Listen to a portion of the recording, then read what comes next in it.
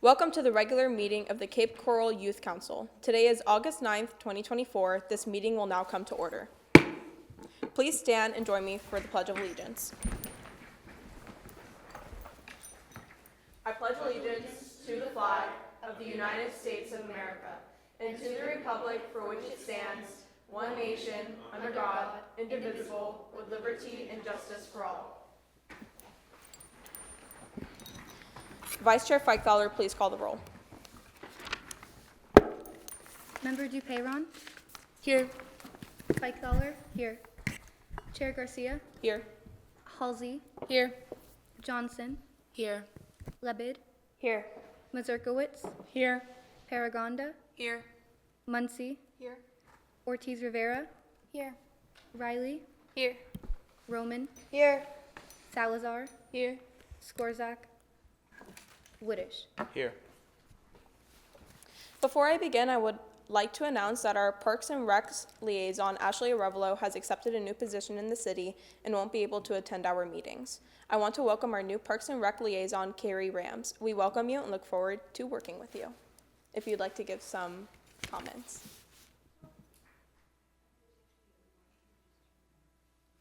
Okay.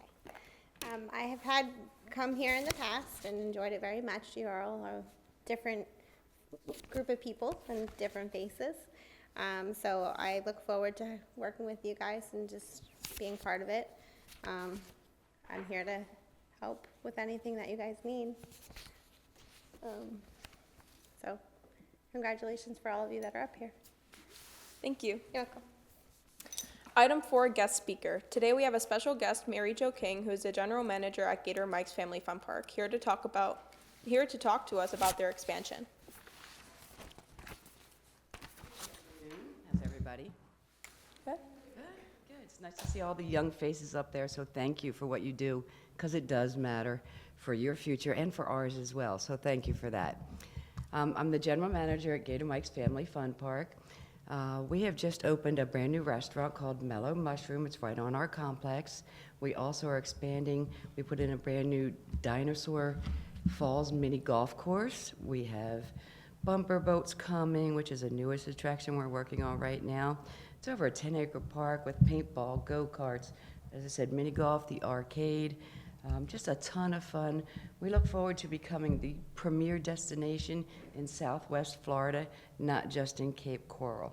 What we provide for the youth is a good day or a good evening of fun for families as well. We'd like to see you all come out there. Maybe you want to come out and take a tour of our park someday. We'd love to go ahead and show you everything we're about. We have an aerial ropes course, which has a high ropes course, a low ropes course, rock wall, and zip line. Has anybody been there yet to try these out? What have you done?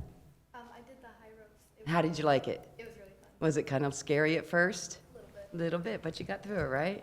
It's a lot of fun. It's exciting. New adventures await around every turn. We wanted to let you guys know that we're there for the youth of Cape Coral and Southwest Florida, but we also want to hear your feedback. What do you guys like to see in Cape? What do you think is important? So we're reaching out to you guys so that you guys can reach back to us and let us know what maybe you think we're looking for, or you guys are looking for, the next generation is looking for, because as we expand, we take those ideas into consideration. Does anybody have questions? How many of you have been to Gator Mike's? How many were there when it was Mike Greenwell's? All right. So how many have been there lately? Oh, see, you got to come back. You got to come back. Mellow Mushroom is phenomenal food. We're redoing our snack bar with better, a little more enhanced foods, a little better choices. Arcades improving. Like I said, we got that wonderful. Who's played mini golf there yet? All right. Did you like it? Yeah. What'd you like the best? I like the last hole, actually. The last hole? Yeah. Okay. No, not the jump shots or anything like that. Okay. All right. I like that. So please, let us know what we can do for you guys. We're here for the community, youth as well. Yes, ma'am. So has your company ever had any partnership with nonprofits, like on a certain day, 10% of profits go to so-and-so, anything like that? We do spirit nights with schools. We do also group outings. If an entity such as yourself would like to do a group outing, we do a discount. We also do fundraising events. There's 2 types of fundraising events you can do, which is a spirit night, or you could also purchase Play Pass cards through us. We sell them to you at a discounted rate. You in turn sell them to your sponsors or your boosters or anybody that wants to buy them, and you keep a certain fee, and that person who purchased the card gets a real big discount on a Play Pass card, and they can come out whenever they like. Okay, It's a good question, thank you. thank you. Anybody else? Well, thank you for your time, and I do appreciate it. I have cards that I'll give to someone here, so if you guys would like to take them, reach out to me. We're open to all kinds of ideas. Thank you. Thank you. Yes, I will say that as a council, the biggest thing that we work with is community service. So that's at the forefront of all of our values. So I'm happy to hear that you have something like that going on. We're looking to expand our community service as well as far as what we're doing for the community rather than community spending money with Of us. course, You know what I'm saying? yes. And of course, we're a business, we have to make money, but we're looking to get more involved. We've met with Recreation Committee, some people, and talking about different deals, sponsoring sports events or putting banners out or sponsoring equipment and stuff like that for the youth. So we're always looking for new, fresh ideas. Thank you. Thank you. Moving on, item 5, changes to the agenda. Are there any changes to be made to the agenda? Right, seeing none, do I have a motion to adopt the agenda items as presented? Member Whitish, I move to adopt the agenda. is there a second? Member Imparagonda? I second that motion. Member Whitish made the motion, Member Imparagonda seconded. Any discussion? All those in favor say aye. Aye. Any opposed? Motion carries. Item 6, review of meeting notes. Is there any changes to the meeting notes? Right, do I have a motion to adopt the meeting notes as presented? Member Imparagonda? I motion to adopt the meeting notes. Is there a second? Member Dupeyron? Member Imparagonda made the motion, Member Dupeyron seconded. Any discussion? All those in favor say aye. Aye. Any opposed? Motion carries. Item 7, recognitions and achievements. There are none to report at this time. Item 8, advisor presentations and the upcoming council report. Advisor Mazurkowitz is not here, so Councilmember Steinke, if you would like to give the report. I know you have a section at the end, but if there's anything now. Nothing now, just at the end. Okay, thank you. A little bit during maybe. Okay. Item 9, citizens input. Now moving on to item 9, citizens input. This consists of input of citizens on matters concerning city government, 3 minutes per individual. The council will listen to all speakers and respond after all speakers have made their presentations. I will now read the Pledge of Civility. We will be respectful to each other even when we disagree. We will direct all comments to the issues. We will avoid personal attacks. Citizens input is now open. Any members of the public wishing to speak, please use the podium to your right facing the dais and state your name for the record. Is there anyone else wishing to speak? Seeing none, citizens input is now closed. Item 10, quarterly report. I will now pass the floor over to Member Dupeyron for any updates. So I will actually, not quite yet. So in your backup material, there is a copy of the quarterly report. So this is now your time just to give any suggestions on what you would like to have in the quarterly report. They have a template of it. Trying to pull it up myself. They have a template of what they have going on so far, so if there's any suggestions as to what they should add to it, this is now the time. So now I will pass it over to Member Dupeyron. Okay, so I wasn't actually the person who worked on this quarterly Right, report, so I was kind of under the interpretation that I was supposed to guide them, but I know that after this meeting, I'll definitely help more, but I think it was 2 other junior members who worked on it, so if they want to talk about what they have on that so far. Yep, so Imparagonda and then Member Salazar. Oh yeah, so I think Member Dupeyron had given us like a couple of pointers on what to put on there, and I just added that to that Google slide, to the slide that you have, and I just kind of did a little bit of writing on what I had the most knowledge about. Anything else that needs to be added, we will finish it obviously before we have to present it, and if the advisors or any of the other members have anything that we should add to it, then we would love to. Okay. Yeah. And then Member Salazar, if you have any comments about that. So I will admit it has been difficult for me to work on it, as for some reason it won't allow me access to the project that she's working on, but I have created a Google Doc outline of everything we need to write down, the titles and everything, and I will definitely make sure to contact Paragonda to make sure that I have access to the quarterly report and make sure to get on that. But from my knowledge, I'm sure she's doing a great job. Okay. So a couple things that I would like for you to add is I would like to see an introduction of not just new members, but all members. So introduce myself as chair and then Vice Chair Feichthaler with the titles, and then all senior members and all junior members, just to give a refresher to the council members of who they are this term. Other than that, the quarterly report does look good. I am asking, what are you going to put in special events? Well, can Yeah. Yeah, just take it. I? Yeah, so, I see like on our agenda here, we have the trunk or treat, so I would add that into Okay. there, and then if we have anything else planned, beyond that, I would like, add that on. But Okay. for now, just that one event. All right, sounds good.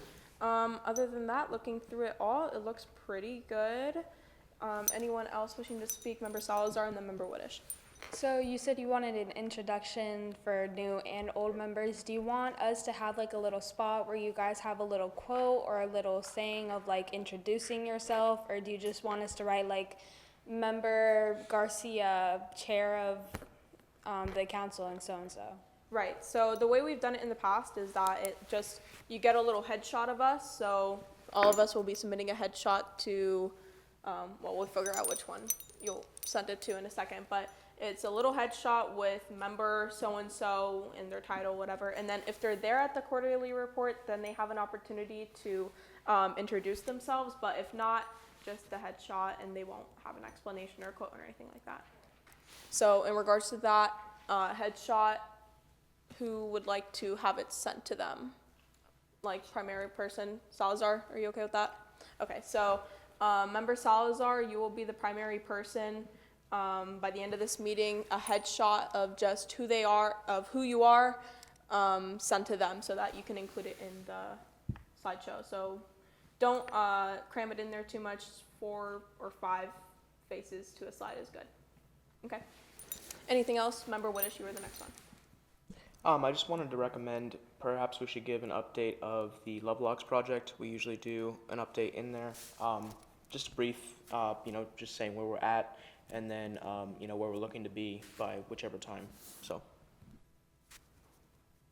Okay. And after this meeting, we're going to hear updates about the blessings in a backpack, so add in that as well. Okay. Anyone else wishing to speak? Member Muncy? I think the content of the presentation looks very, very nice. I think it'll turn out really well. But in terms of the layout, I think there should be a little more space in between the lines of the writing. Like that, to me, that's just a little difficult to read. Oh, here.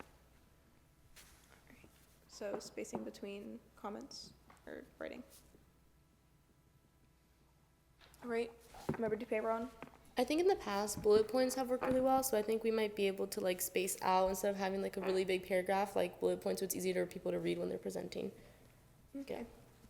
But it's due August 19th, I believe, so we'll like have everything done by then and Yep. like make sure that it's all like aesthetically pleasing as well. Yeah. So that's, your time to add in photos. Make sure you have a lot of photos, and things like that. So you still have plenty of time. Anyone else? All right, so you have all the notes there. All right, moving on to, Chair. yes. Excuse me. Okay, so I want to make sure, only because I'm a little concerned that some of the language did not come up in English, that who's ever preparing this, that we've got whatever the workaround that we need to do. I completely agree with the bullet points, because you have to remember, for the juniors, obviously who hasn't seen it, it is going to be put up on the overhead there, so it will appear on the screens for them, but when you have so much wording together, nobody's going to be able to read it. So clear, concise, smaller sentences with bullet points will definitely work. okay? Like I said, please don't wait till the last minute to get this to me. Make sure you're working out all the kinks now. If you have questions, you need to reach out, because like I said, I need to get it to the city clerk's office in time for them to upload it as well. Thank you. Yep. And you guys are going to take care of that. That's just a Latin upload, Yeah, it's just right? Okay. All right. Anyone else? No? Okay. Moving on to item 11, business, and item 11A, rules of operations review. In your backup material, I've attached a copy of the rules of operations, which have been updated to include the amended and past changes to Article 3, Section 2, duties of members, and Article 2, Section 1 of jurisdictions. Now, we do have the original version that Member Whittish did amend himself, and then Assistant City Attorney Charnan did put in his own verbiage or language on how it should be said. So the two versions are in your backup material. If you take a look at those right now, we'll just cast a vote onto which one we would like to choose. So is there any comments about those? Member Whittish? Yeah. Just real quick to explain the difference. The first one, I'm going to go ahead and make this recommendation now that we adopt the city attorney's version, which is version 2. That just makes more sense, from the legal standpoint. Just to go over what's amended, though. So the only difference between the two is Article 2, Section 1. Just to read over, in case anyone did not, with the Article 3, Section, I think it's Section 2? Yeah, Section 2, it says, specifically, members must attend at least 70% of the schedule, adopt road cleanup activities in order to maintain good standing as a member of the youth council. Consequences may take effect at the advisor's discretion if a member does not abide by this standard. That's the same in both. Once again, the only difference is between version 1 and 2, and I'm recommending that we're going to pass version 2 because, once again, it's better that way. So, thank you. Okay, thank you. Any other comments regarding that?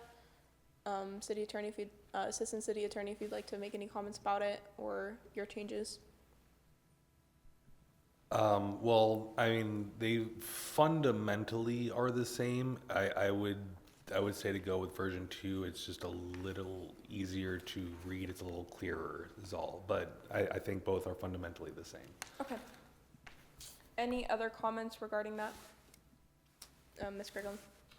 Chair, I just think we need to change the front of the page to say 2024, 2025.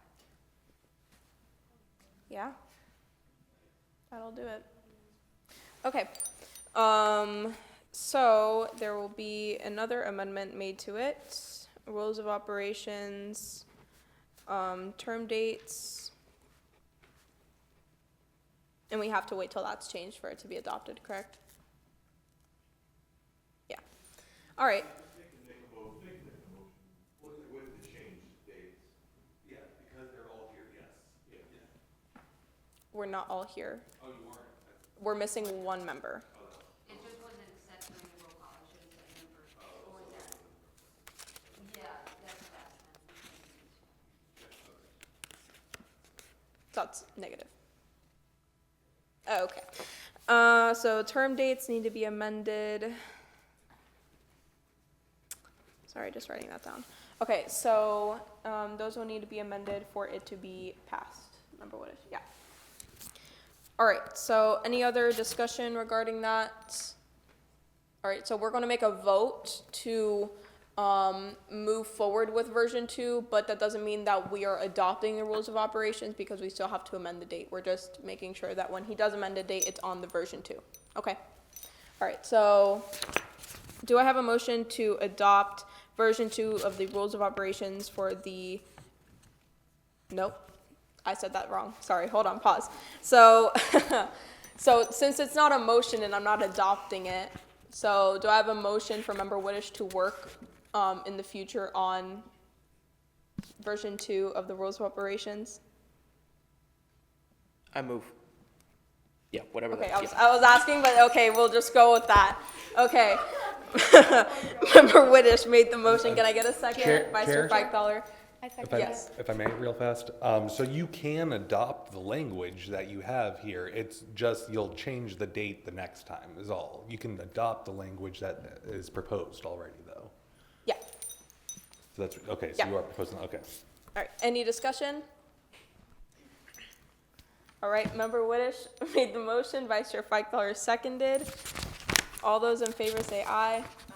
Any opposed? It's not a motion, but it carries. Okay. So we'll just continue and adopt that date on the version 2, and then we will have it adopted next time. I'll make sure of it. September meeting, it's going to happen, guys. All right, item 11B, strategic plan and initiatives. I will not be passing the floor over to Advisor Mazurkowitz, but he did leave me some notes to talk about, which I will pull up right now. The only part of the strategic initiative that we have left to discuss is the strategies part, and he just wanted to have me explain what the strategies part is and what we need to do in preparation for next meeting. So the strategy part of the plan, it's part of the strategic initiative part, and it's basically the tactics that you're coming up with to make sure that your initiatives and your assigned tasks get done. So that's all it is, and it's for the entire strategic initiative. So people and message internal and external and all that kind of stuff. It's your tactic to make sure that it gets done. So I am asking that for those that have been assigned to head a specific part of the strategic initiatives that you get with your group of people, like I know that you two work on public booths together, you two come up with a way to get that done to make sure that's successful, and then that's the tactic that'll be added to the strategic initiatives under strategies. Does that make sense? Okay. And that's actually just it. That's all. So, no questions about that before we move on? Okay, so I expect at least one tactic per assigned initiative to be presented to next meeting. Send myself, because Mr. Mazurkowitz isn't here, send me just a doc of your tactics. It could just be like a sentence or two, that's fine, but I want to compile a doc with your proposed tactics and give them to Mr. Mazurkowitz to discuss next meeting. Okay? All right. Anything else? No? No? Okay. So item 11C, junior project. In our last meeting, we voted to adopt the book drive as our junior project with Member Johnson as the project manager. What we need to decide this meeting is our general roadmap and where we want to take this project with the goal in mind to have a defined enough idea to start contacting who we need to contact. I will now pass the floor over to Member Johnson to start off our discussion. So some information I have written down already is some possible collection spots.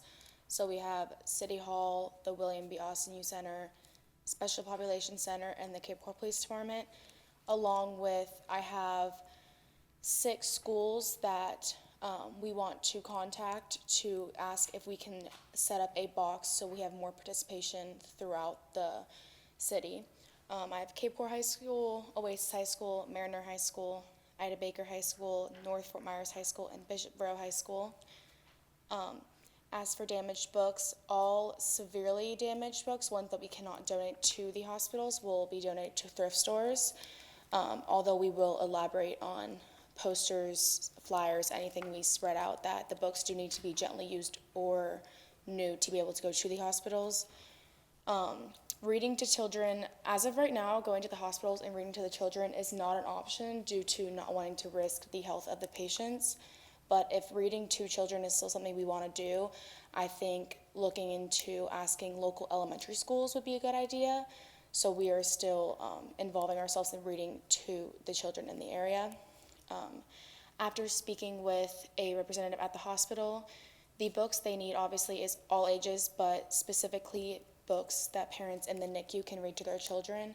So on flyers and posters, etc., we just need to elaborate on what kind of books we need to try to get those ones that they need the most for the hospital. Okay, that's all I have right now. All right.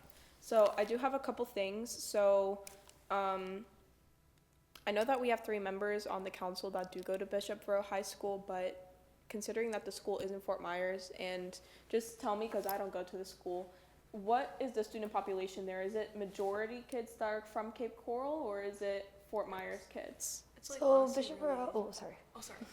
Oh no, we have 4 from Bishopboro. Yeah. Okay, sorry. I didn't. So I'd say it's probably mostly Fort Myers, but there's a lot from Estero and Naples or Sanibel. So it's not even. It's everyone across like Southwest Florida. Okay. So with my suggestion, just because it's not a school that's focused in Cape Coral, I would remove Bishop Verot High School and add Island Coast, because Island Island Coast Coast. is another high school in Cape Coral. Okay. In regards to sorting, so with the clothing drive, we had to sort through the clothes to make sure that some clothes could actually be donated. So we need to find a place to get that done. I suggest William B. Austin Youth Center. I think would be the easiest place. I know the member scores works there, Yes. right? So, and of course, Parks and Rec. So can we find a date? Oh, perfect.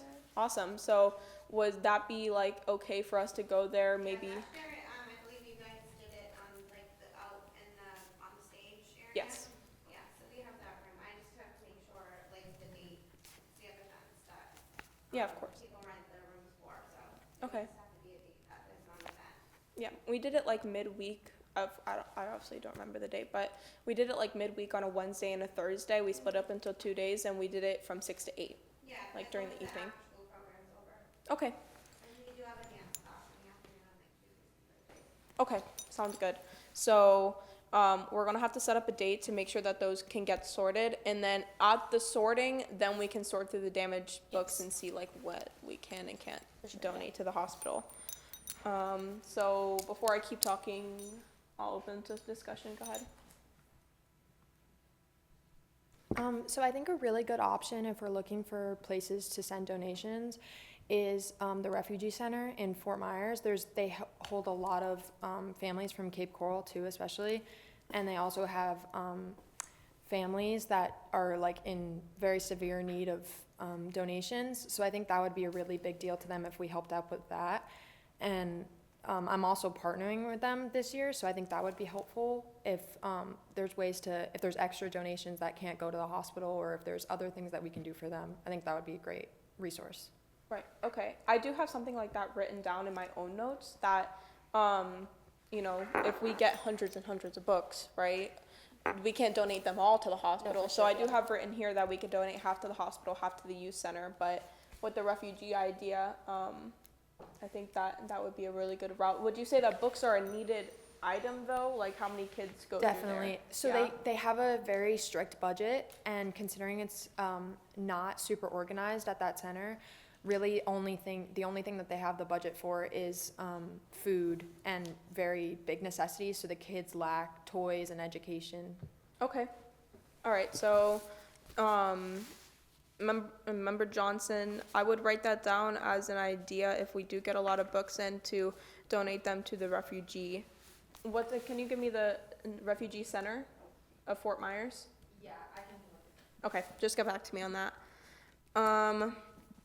So, we need to come up with a general roadmap of where we want to take this project. So, just start throwing out ideas. We can contact schools. Our school has a National English Honor Society, and we have a book club. Member Muncie is the president of that said book club. So we have a contact here already. And I think that would be the best case scenario, is going in through the schools, but also having community drop-off points. And then if we do have community drop-off, we have to choose those drop-off points and get in contact to make sure that we can set up there. Yes. Okay, so give me an idea, since you're in charge of this project, how would you think this could go? In terms of dropping off. Just give me like a timeline of like, from this month to this month we're collecting books. This date we might want to sort. This date would be a good time to go to the hospitals. Do we want to do it twice a year? Do you want to keep it to before December? That kind of idea. Okay. As in collecting the books, I would say 4 to 6 weeks. Okay. Probably, I would say starting October, going into either end of October or into middle of November. Okay.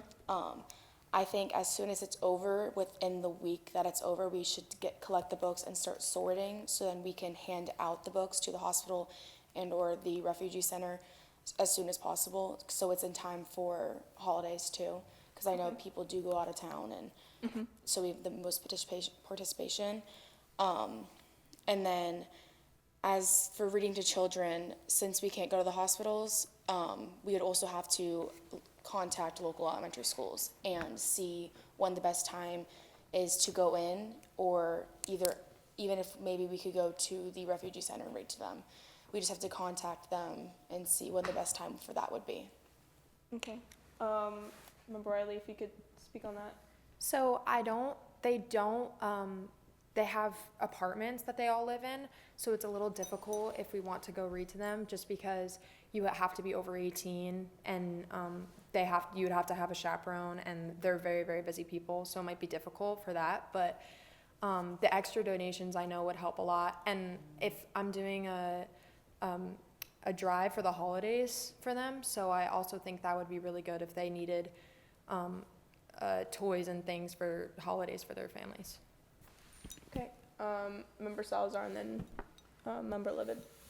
So you said the refugee is in Fort Myers, so if we're like extending donating books to not just in Cape Coral but also out of Fort Myers, I know my parents they're architects, so they helped made a school called the Heights Foundation, and that's in Fort Myers, and it's in a community that it's for kids who are really in need and can't really afford like great schooling, and it is a wonderful school.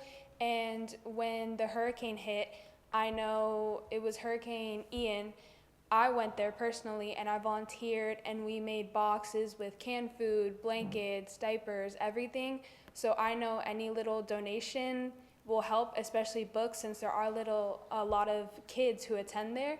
And since my parents have direct contact with like the principal and everyone there, I could definitely see if we could make that happen.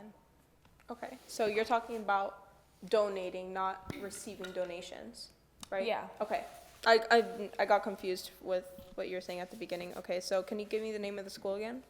Heights Foundation. Heights Foundation. Okay. And this isn't the Refugee Center or the Heights Foundation. There aren't things that are set in stone. I just write them down as notes, and then we can come back to it. So Member Lebed, and then Dupeyron. I just want to say I liked Riley's idea, but also there's the Children's Advocacy Center of Southwest Florida, it's in Fort Myers, but it's not super far. But I know that they do take volunteers there. They also have like a pet therapy there, so I'm sure you could go and read there as well. Because when the kids are sent there, they're usually very like shaken. Because usually the kids get sent there after their parents are arrested, so they can't stay at their house anymore. And they get sent there before they have to testify in court. So I think if we went there to read with them, that would like brighten their moments, obviously. Okay. That's just an idea. No, that's good, because since we can't read at the hospital, that's an option. Just like the Heights Foundation is an option. Okay, Member Dupeyron. Yeah, so I was going to say, when we did the clothing drive, I think I still have like the contact information and the locations that I had, so I can give that to you if you want to call them for like more like drop-off locations. So I'll just look for that, and I also have like the numbers and all the places that we use. Okay. Okay. So I'm thinking that collection, you want it to be 4 to 6 weeks. How does October 15th through November 15th sound? Because it's right before Thanksgiving, you know what I mean? So it's not going to be like too difficult to get that stuff in. Vice Chair Freichthaler? Since we can't consider Bishop Verot as a place to collect books from, or because they're in Fort Myers, are we able to donate to the Heights Foundation in this as the youth council, because they're also not in Cape Coral? So the reasoning behind that is that we're collecting from, we are the Cape Coral Youth Council, and since Bishop Verot doesn't have a lot of students that are from Cape Coral, it's going to be kind of harder to connect with them, is what I was thinking. With the Heights Foundation, you do bring up a valid point, but it's more so the charitable work. And since our rules of operations was amended to say that we can work within Lee County, that's what I was thinking. But that's something that we could still bring up for discussion. If you guys want to keep Bishop Verot High School, I'm not saying to take it out. But you do bring up a valid point. But I'm thinking more, you're receiving donations from them and then charitable acts, you know what I mean? Yeah. So do we want to still keep Bishop Verot High School? Okay. You two are a little biased. Can I hear someone from not from the school itself? Halsey? I feel like the more places we can get books, the better. So like to keep it, if we're keeping more locations, and if you want to get as many books as possible, I think keeping as many places as possible would be probably the best bet. Even though it is in Fort Myers, I still think it'd be a good idea. Yes, go ahead. So my friend and I are organizing, we have projects that we do, and we're organizing the drives at Borough this year. So I don't know if that would be like a competition. So what do you guys think about that one, huh? Now you have competition, not just more locations. Go ahead, Roman. Our school, we could most likely do it, and you're worried about the connecting. Ambrielle's worried about hers, but we also have like a bunch of food drives or camp drives that happen, and they make it into a competition for like our like communities. It's a long thing, but they make it that if you donate, you can like dress out or have like get points for stuff. So it might be an incentive too, and it might like gain a lot. It's worth reaching out, in my opinion. Okay. And now that I'm thinking about it, my point has some flaws in it because we don't have any members from Island Coast, but Island Coast is still in Cape Coral. So how are we going to connect to them if we don't have a member here? You know, we're still going to keep Island Coast because it's in the city of Cape Coral, but yeah, now I'm changing my mind a little bit to keep in Bishop Borough, but the whole competition thing might be. Okay, go ahead. I think Vice with Chair Island, I think with Island Coast that my mom might have the principal's phone number, so if we're keeping that as well to try to get donations, she can reach out. Okay. Okay, Vice Chair Fowler has number to Island Coast. Yes. I don't know if you can see my light up there or whether you have the panel. Yep, I see it now. Okay, so oftentimes, since you work as a body, what we do oftentimes in a situation like this is we'll actually go down the line and we'll take the hand vote on, okay, you know, keep or don't keep Bishop Borough.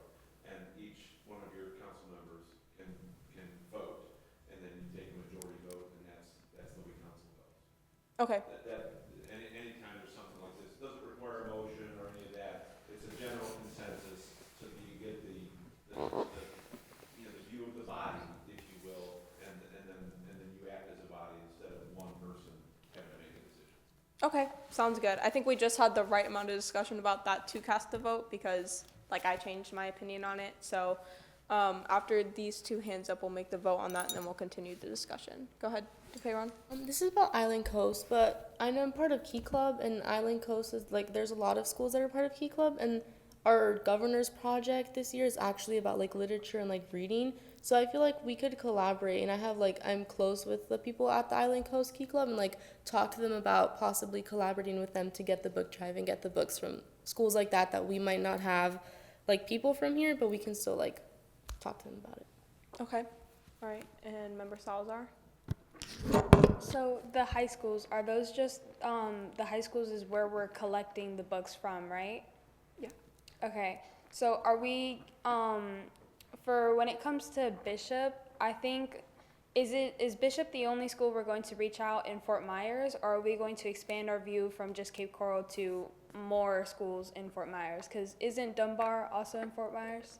Dunbar is in Fort Myers. Yeah, so are we going to keep it to just Bishop being the only one from Fort Myers, or are we going to reach out even further than that? So this one, I'm going to put my foot down a little bit and say that I think we should just keep it to Bishop just because we have 4 members that are from Bishop on the council. So now when you start talking about Dunbar, you start talking about what are other schools in Fort Myers, I don't know, South Fort Myers, like places like that, Fort Myers High School. It gets harder and harder and harder to get in contact with that. And keep in mind that you guys still have to put in the work. You're giving out all these good ideas, but if you're not putting in the work, it's not going to happen. So just keep that in mind when you're creating these projects and you're getting them comprehensive, that the work's not going to happen overnight. So it's a good comment, but just have to keep it in a realistic realm, you know what I mean? But wouldn't that expand more of youth council? Like, we're always talking about how we can get more people, more variety from schools and everything. Wouldn't that help us reach a bigger community and more people? Not only so they're just informed of like, oh, I could go to youth council, but they also know what it is. And it is more difficult, but I think instead of pushing it aside and saying, oh, we're not that close with them, we could always give it a try. It doesn't hurt to try, and even if we do Bishop and we do have competition with their project, even a small amount of books helps. One makes all the difference. I think Member Whitish might have an answer for you, so I'll let him I just really quickly want to point out, like, when we're talking about where we operate, I think we also have to think logistically for a moment. The fact that we have 4 members at Bishop Verot significantly helps us because that will make sure that the contact process is way easier. Whereas if we went to Dunbar, it's gonna pose an issue. And I understand that, I completely agree with your point, but there are times when we have to kind of take the route that's better logistically, and I think keeping it to Bishop Verot is that route to just maintain that logistical sense, if you will. So just if you want to kind of, process that a little bit, it's just honestly like it's going to be easier that we have 4 people there so that we can actually have contacts. So who has their hands up? Okay, so I'm gonna it's gonna go Roman, and then it's gonna go Riley, Feichthaler, Johnson. You're gonna have the final say, and then we're gonna make a vote on Bishop Verot, and then make a final roadmap. So whoever I said first. So Fort Myers also has their own youth council. I know that because my coach used to be on it and would hate when I skipped practice for this. And so I just when doing stuff in Fort Myers, we also have to remember that they have their own youth council and that they also do their, I don't know if there's a unspoken trespassing rule, or anything. But I say we try to keep it borough, or if we reach out to their schools, just, I don't know. Or we could team up with the Fort Myers Youth Council as well. Okay.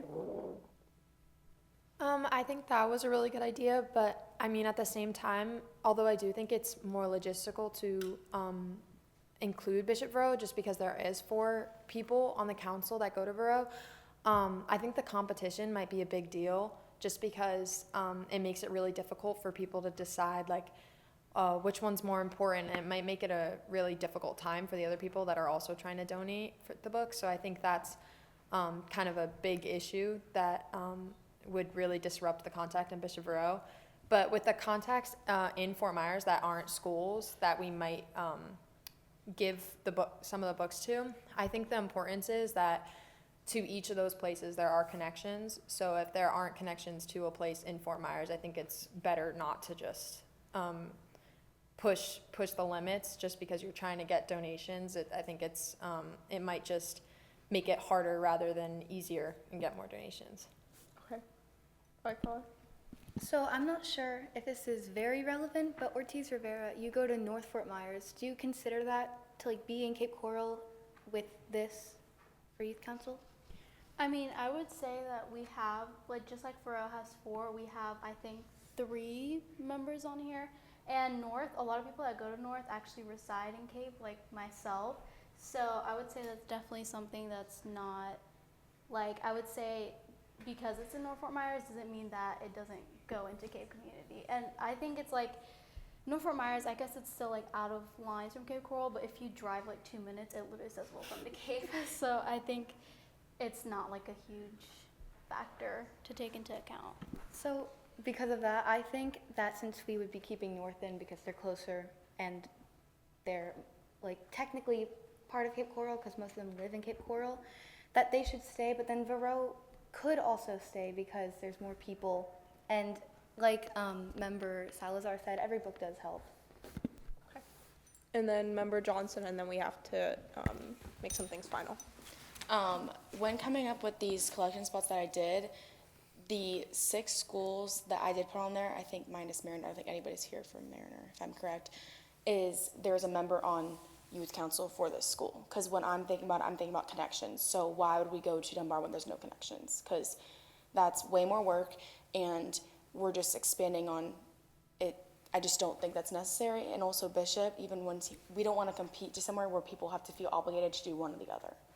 If Bishop wants to do a book drive through their school, I don't think we should go in and be like, oh, well, we have our book drive. So I think Bishop right now for me is I'm voting that should be out, because why should we compete with that? And also we have to remember, as much as all these other places we want to donate to are very important, I think we should look into it.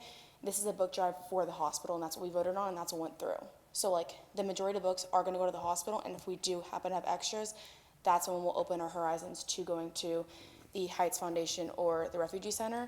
But I just think that it's going, right now, we're all talking about different things here and there, and right now it's a set thing. We have our collection spots.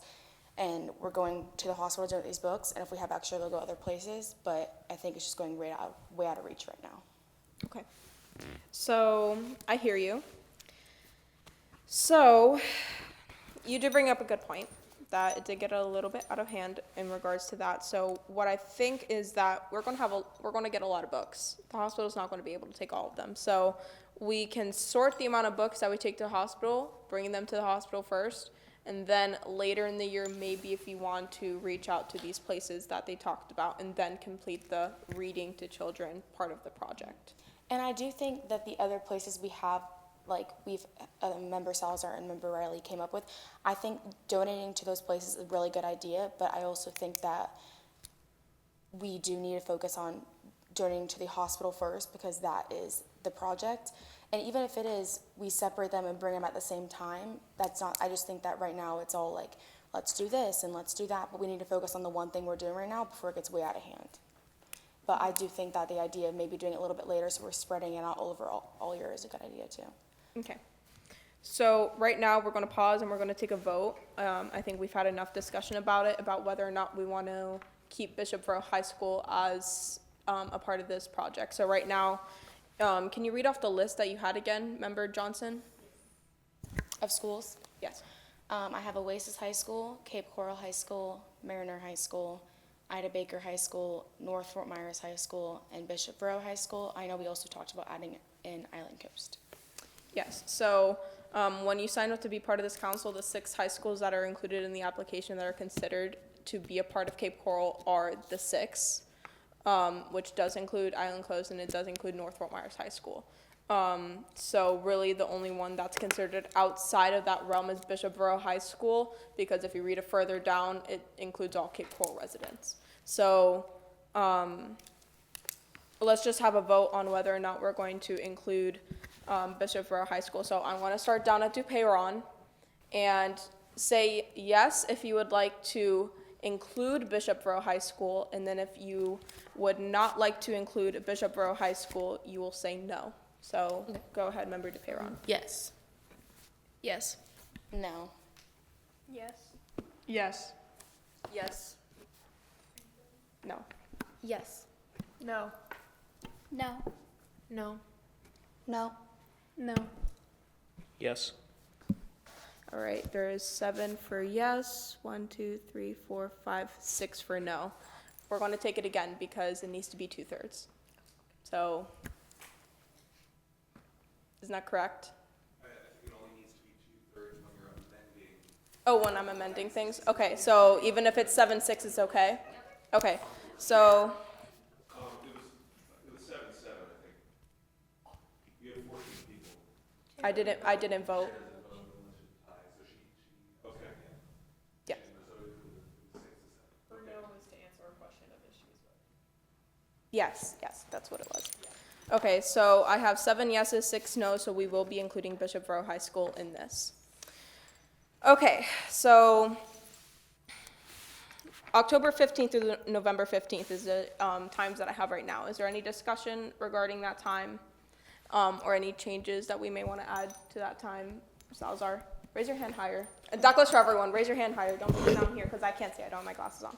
I don't have an issue with that at all, and especially since it's like before Thanksgiving, so it doesn't interrupt the holidays, it's fine. But what I was thinking is we could do it more like closer to Christmas, or at least in the month of December, so it's like it has more Christmas spirit to it, and it's like seen as more as a gift, like here you go, here's like a Christmas gift for you guys, or I don't know, I just personally like it better in the month of December, but if we decide on not doing that, that's perfectly fine.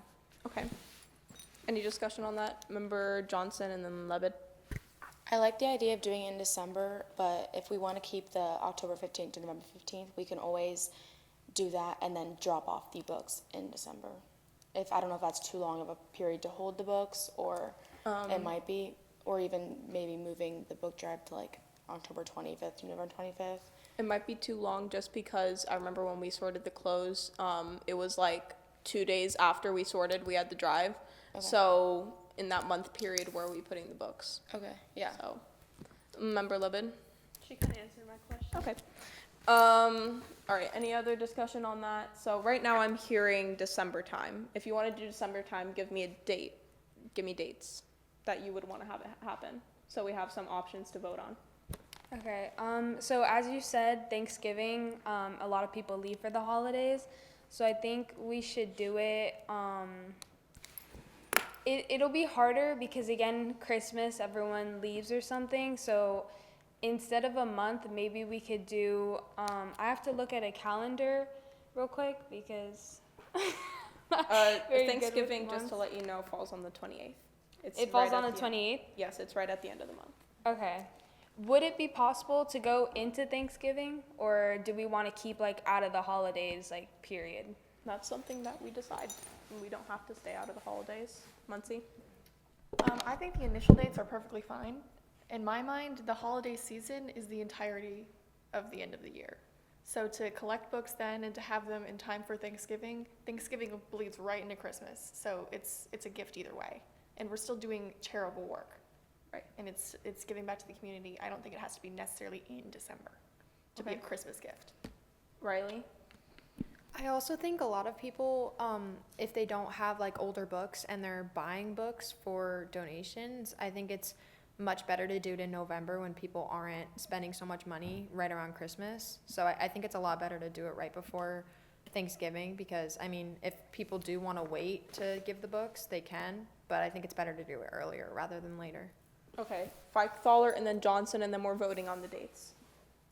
I think that keeping it in the October to November area is probably the better option, but if we wanted, we could move it, like the whole thing, a week later.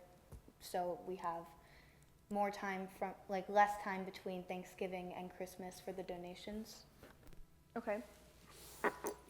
So maybe move from October 15th to November 15th. You want to move it maybe To the 22nd. to the 22nd? Yeah. Okay, we can add that as an option to the 15th. Johnson, and then we're voting. I also think we have to put into consideration that there's a lot of like drives going on around Christmas, whether it's food drives and can drives that doing that might lessen the participation if we're doing like the book drive closer because people might feel more obligated to do the food drive either or. So I want to make sure we have like the top amount of participation we can get in this. So doing it around a time where, in my opinion, there's less drives, I should say, is better. So like the first dates became with the 15th to 15th. Okay, so we're going to cast a vote now, and I'm just going to do a hand raise vote and not the voice vote. So if you would like, is there any other discussion before we vote? No? Okay. So if you would like to have it from October 15th to November 15th, raise your hand. 1, 2, 3, 4, 5, 6, 7, 8, 9, 10, 11, 12. If you'd like to have it from October 15th to November 22nd, raise your hand. Okay. I only have 12 votes. What happened? I meant move the whole thing over a week, not just the end date. So 4 weeks, it's not 5. So you want it to be from October 22nd to November 22nd? Yeah. Okay, so we will redo that. How does this work? Is that okay? Can we redo the vote? Okay, so backtrack that a little bit. So it'll be from October 15th to November 15th or October 22nd to November 22nd. Do we want to have discussion based on that now that new parameters were set? Okay, cool. Real quick, so you use option 1 or option 2? Yeah. So I'll call it. I'll call it. So if you wanted to have it from October 15th to November 15th, raise your hand. Okay. 1, 2, 3, 4, 5, 6, 7, 8, 9, 10, 11, 12. Raise your hand more, Salazar. I can't see you. Okay. And then if you wish to have it from October 22nd to November 22nd, raise your hand. Okay. All right. So we will be doing it from October 15th to November 15th. Okay, so that is when our drive to be collecting books will take place. What else do we need to decide? So we have to find a way to divvy up the work. And I was going to mention this in reports, but I'll mention it now. And I mentioned it a little bit earlier as well. We are very, very eager individuals. Everyone here is very eager, and we wanted to become a part of this council to do community service. So when we create these projects and have them be so comprehensive, the work isn't going to happen overnight. And you cannot expect Member Johnson, or when we talk about the senior project, Member Whittish, to be doing all the work. So they were assigned to create group chats where they gave you assignments of people to contact or to be doing research. I expect you guys to listen to them and do your assignments on time and respond to them, because you need to be being an active part of this council and making sure that all the work gets done, right? So I know Member Whittish, you started, I'm not in the junior group chat obviously, but Member Whittish, he created the group chat. We all acknowledged it. We all know what is going to go down.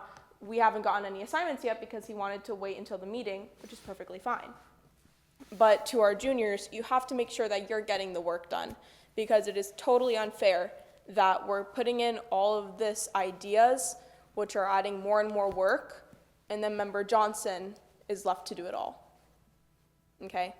So make sure that when we leave this building that you do not just have that group chat on silent, and that you are reading everything that both Johnson and Whittish are sending out.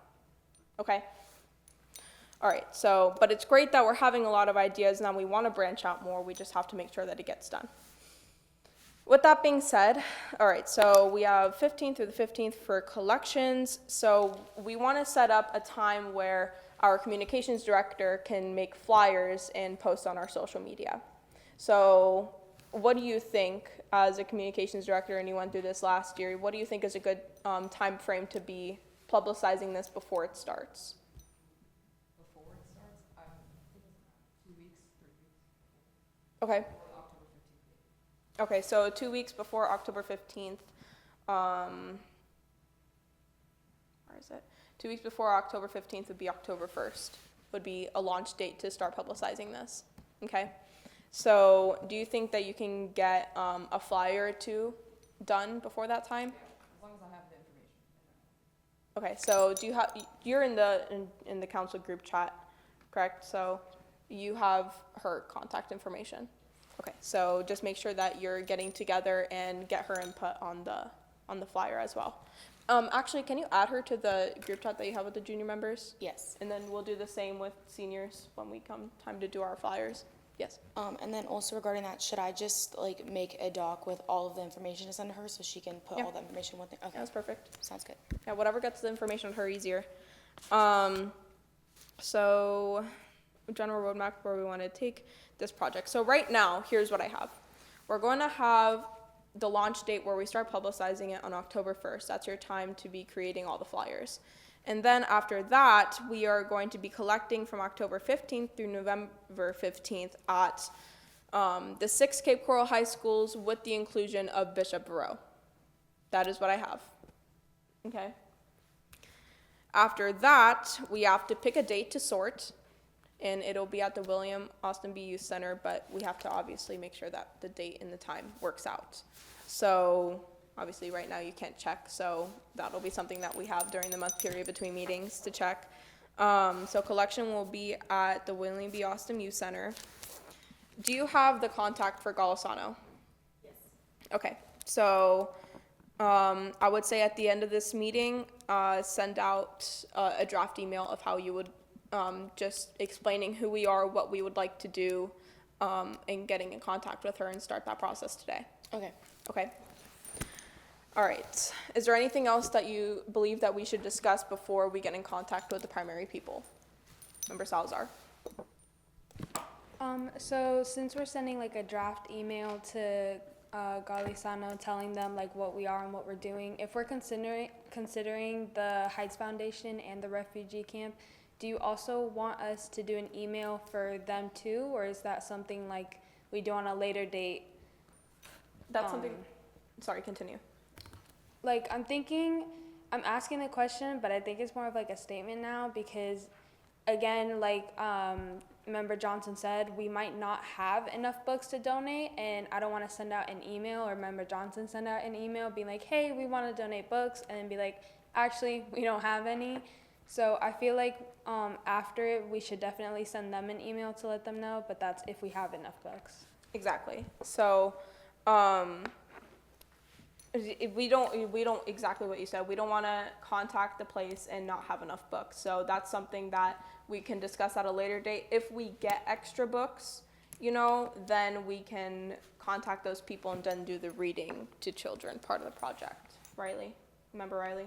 I think for the refugee center, it's really easy. I'm already in contact with the main woman there, so I think we would honestly just have to drop off books and they would distribute them to the families. So it's really not a big hassle or anything. If they do have extra books, great. But if there's no extra books, then it's not necessary to contact her or anything.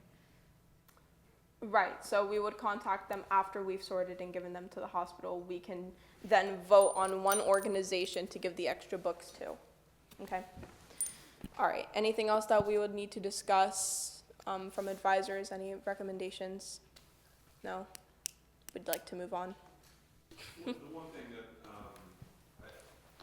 I don't see, and maybe you'll consider it, is other drop-off points. I know most of the other organizations that look for contributions to communities, places that have a large population, coming in, like Caring Center looks for donations and things like that, churches and things like that. So not necessarily just the schools.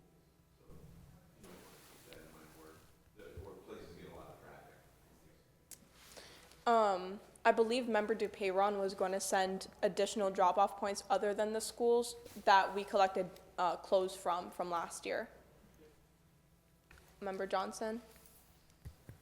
Yes, once she gets the chance, she sends me over, then I will, as juniors, I think we should just narrow it down to, or do all of them and contact them to see if they would still be willing for us, allow us to leave a box there. But I think leaving them around the community too would also be beneficial, because then we can get more participation from other than students and teenagers our age. Okay. Lebed, and then is there any other discussion before we move on? Now's the time to raise your hand so I can order it. No? All right, Lebed, you're the last comment. So I just want to make sure I'm understanding this correctly. Each school that we chose on the list, we would have a box there, and the students at that school would just put books in there, and then we would take that box to the center? That's correct. Okay, that's just one. Okay. All right, we are moving on now to item 11D, senior project.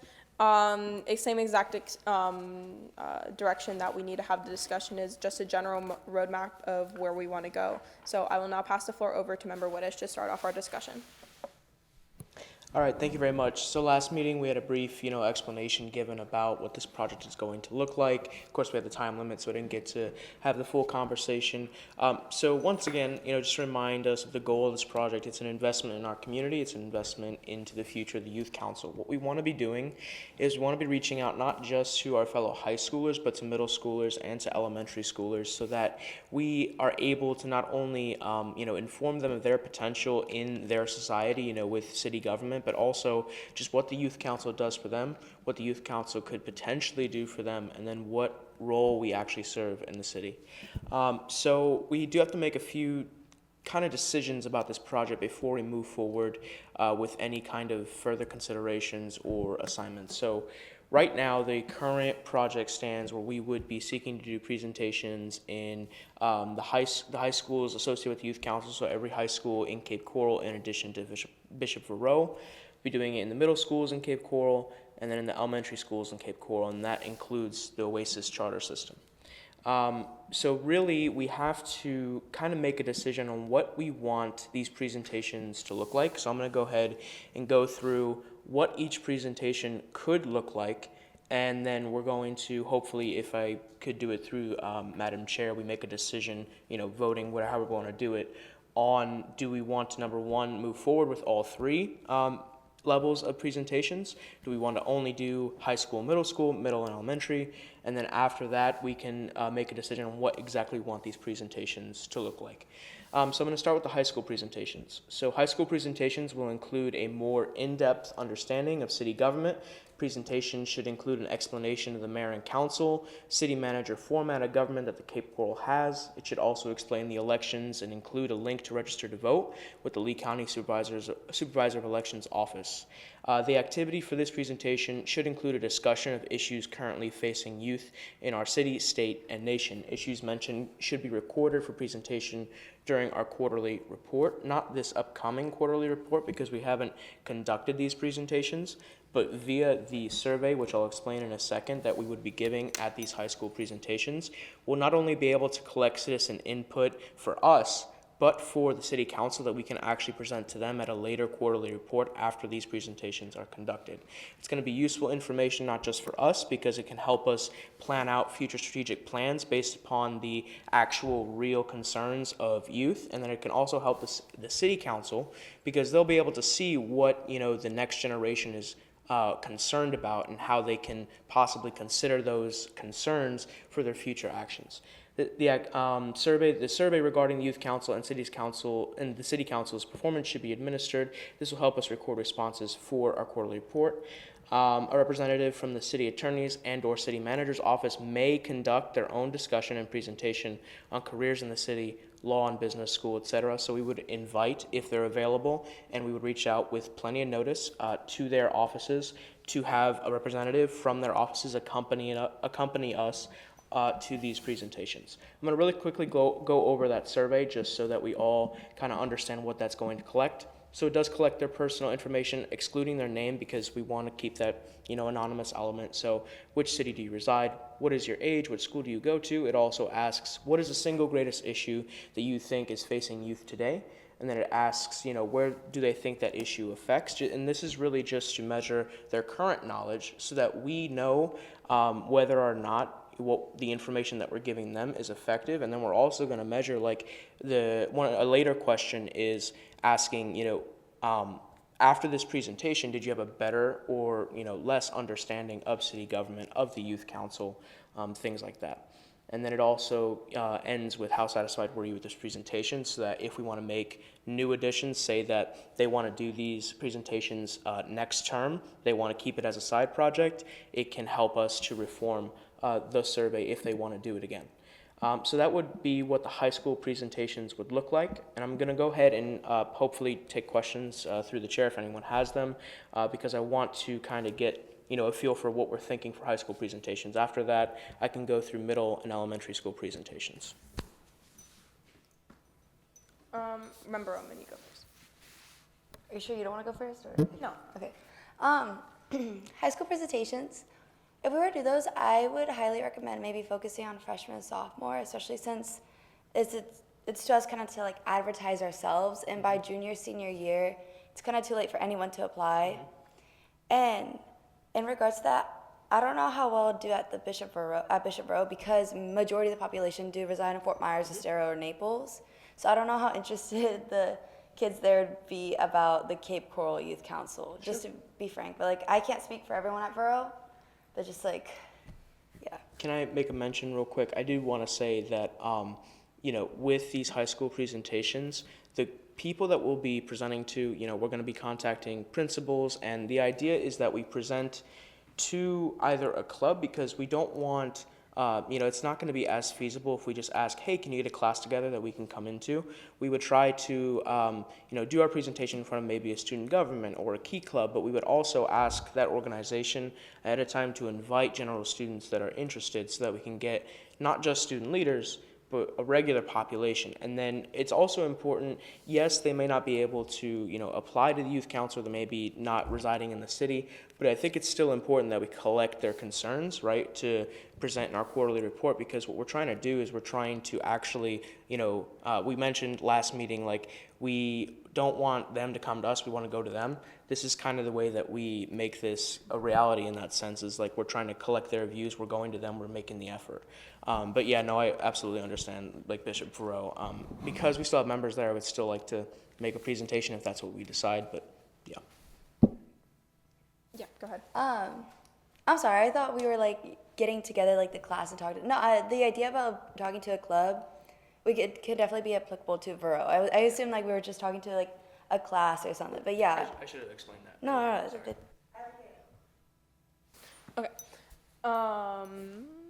Okay, so I'll go. So I did have the same concern about it being Bishop Vero, because now it's not so much about charity and getting as much donations as we can. Now you have a survey asking like, you know, how do you think the city council is doing? And if the majority of them live in Naples, Estero, Fort Myers, they don't really care about what's happening in the Cape Coral City Council. You know what I mean? No offense. No, you know what I mean? So, but other questions, like greatest issue you think is facing the youth today, then that's applicable, obviously. So I did have a concern about whether or not you wanted to include them. Plus, looking at the grand like idea of it all, the big idea of it all is, and this branches off to the middle and elementary schools as well. And I know we haven't gotten there yet, but in my opinion, going to elementary schools would also be a great idea. It's not really like we're not really able to go to like all 6. To me, going to all 6, 7 if you include Bishop Vero High School wouldn't be realistic. So if we did narrow it down to the schools that we think have the like a greater impact, or we take like we pull a random number and that's the school that we go to, or the schools that just contact us. No offense, but I think Bishop Vero should be the first one off the chopping block, just because of the student population is less dense of people from Cape Coral. Go ahead, yeah. I was going to ask, after I had gone through each like presentation, like design, what it would possibly look like. It is an option for us, since this is the first time that we're doing this, to say limit ourselves to maybe we only do the high schools, maybe we only do the middle schools, like things like that. Because considering that this is the first time that we do it, I think it's going to benefit us. Say that we make the decision to only do high schools. That would be applicable, because then, number one, we wouldn't have to, go through I think there's a total of 17 schools. That'd be very hard to do. And I, was going to make that recommendation anyways. It might also be good just to see how it goes, right? Who knows, maybe if we just do it with the high schoolers, and then if that goes well, another year after that, we could do it the middle schools. It's really just logistically how you guys want to do it.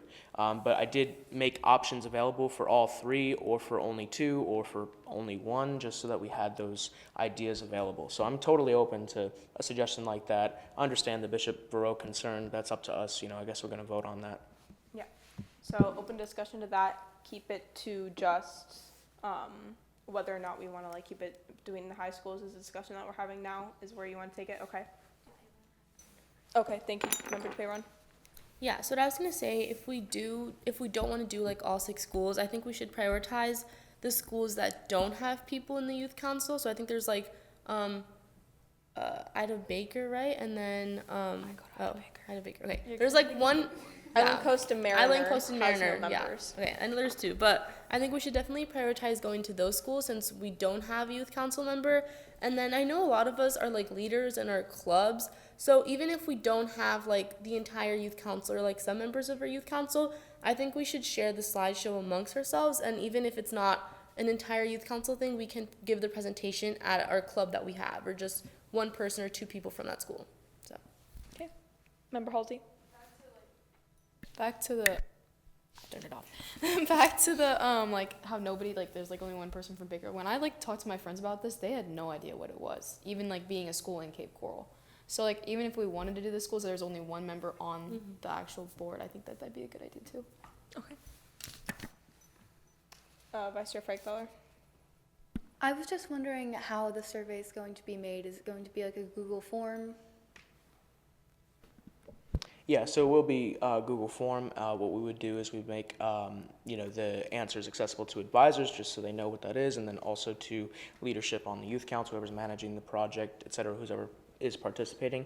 To go back to kind of the slideshow comments on like which schools we go to, I should have mentioned this at the beginning. How it will go is like we'll have a standard slideshow, like an educational slideshow about city government, about the youth council, that we'll give to each group at each different school. And then after that, we'll engage in the activity, which could be, administering the survey, having that open like roundtable discussion with whoever's there about the concerns in the city, just so that if that gives you guys some imagery about what the whole thing will look like.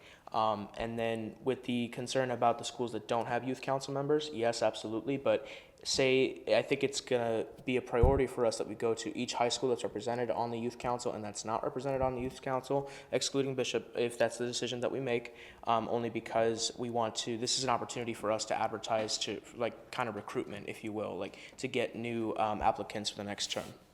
So if we're including Vero in the surveys, would you make the questions like not required? So if there's questions like for the city youth council, they didn't have to answer, but ones about what they think an issue is, they could answer?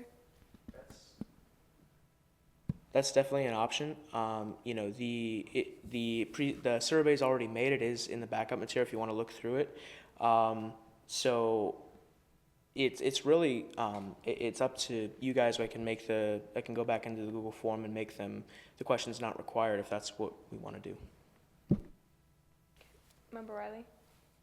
I think another option, instead of trying to get to every single school, would be, I know my school specifically, Bishop Vero, I know they send out emails frequently about like service opportunities and just different things we can do. So if we can't, I mean, I know that's a good option, but I think like asking administrators to send out like mass emails helps a lot to get the word out. Anyone else from down there? Member Muncy? And then Member Mazurkowitz? I just have a question for Whitish. So, the way you're thinking about this, do you want the entirety of the council to go, or are we going to split up into groups?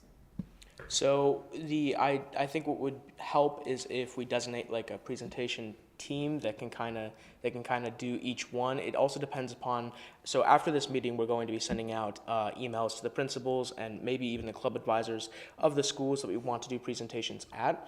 If number one, we have to get them to say yes, and number two, depends upon the dates and everybody's availability, but I would like to designate at least maybe 5 or 6 of us, juniors and seniors, to go to these presentations. I think logistically that'll be the best bet.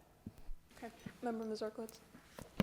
Okay, this is kind of a little sidebar, but I personally had a concern about high schoolers listening to other high schoolers and paying attention.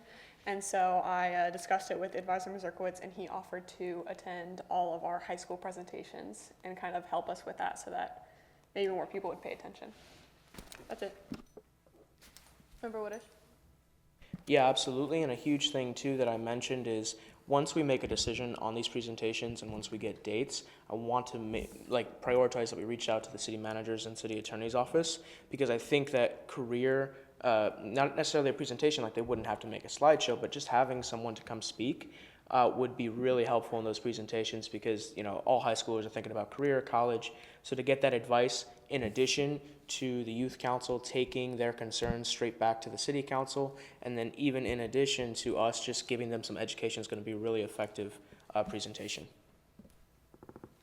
Okay, so I'm going to give a comment and then Salazar. So you mentioned that this is our first year doing it, and if it's successful, then there's a chance for us to continue doing it. And it did get me thinking, and you did open up my mind a little bit. I did say that I would love to go to elementary school, and that would be an amazing idea, but in thinking about it now, that might be an amazing idea for a couple years down the line, because we're all high schoolers, and it's going to be kind of hard to make that connection between, not like presentation wise, but it's harder to make that connection to elementary schoolers. It's going to be a lot of more work on our plate. Plus we're thinking, like, if we're going to a high school, things that come straight to mind is like, all right, we invite SGA, all right, we invite all the honor societies, we invite Key Club, anything like that, or Model UN, whatever it is.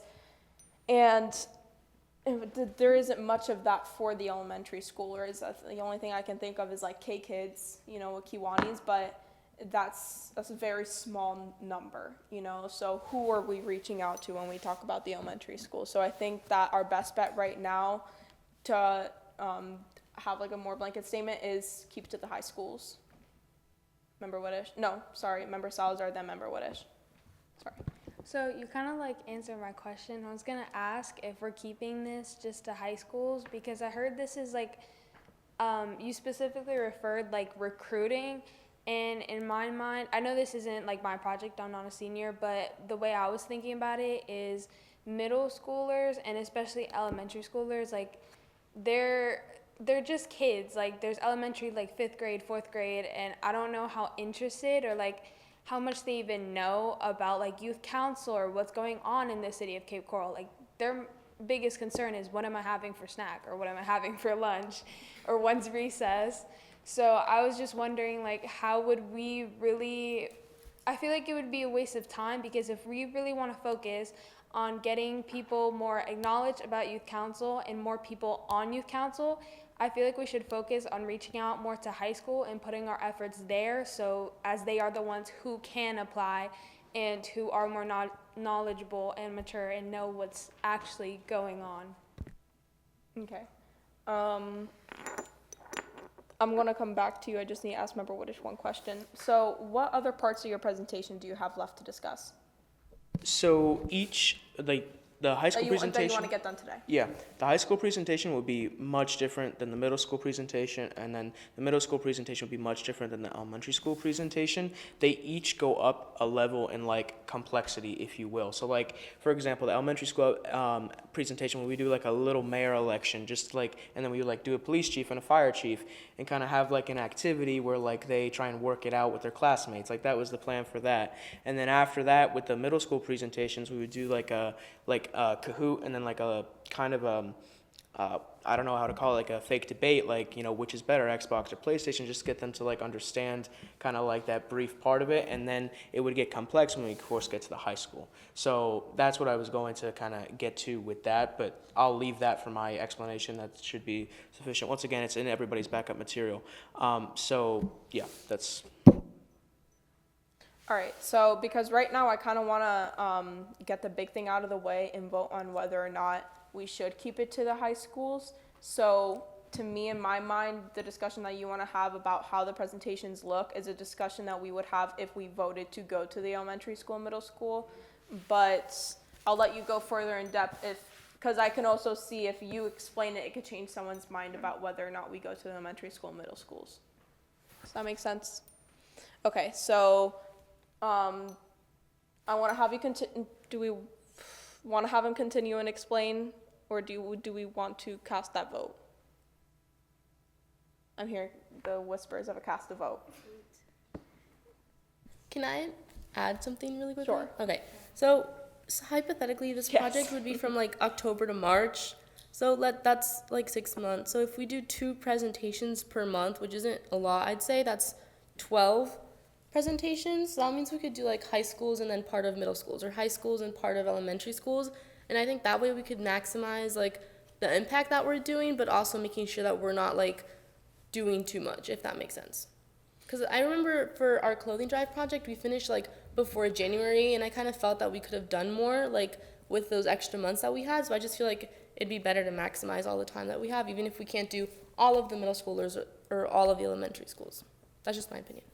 Okay, Member Johnson, and then Member Muncy, and then Member Whitish. Okay, go ahead. Going back on what Member Salazar was talking about, how we're trying to have more involvement with the youth council, I also have to say that as the youth council, the council of the youth, it's not just teenagers, it's the youth, which means like elementary and middle school.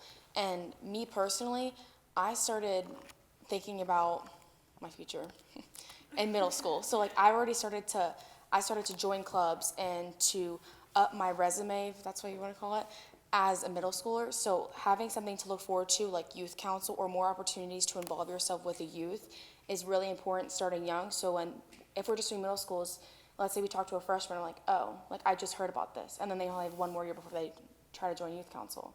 Well, if we start talking to them in middle school and they're in 6th and 7th grade, now they have all this time to build what they do with the community, because I mean, you can't just come on youth council not knowing what you're doing. Like we all do many things outside of youth council, and that's what got us here, because we all involve ourselves with the community outside of just doing youth council, that I think still thinking about adding a middle school would be at least middle school would be beneficial. So then not just high schoolers can learn about what we do, about what they can do for the community. And I honestly think that's going to benefit them and also us, because then they'll be more excited to join youth council once they do reach the age that they can.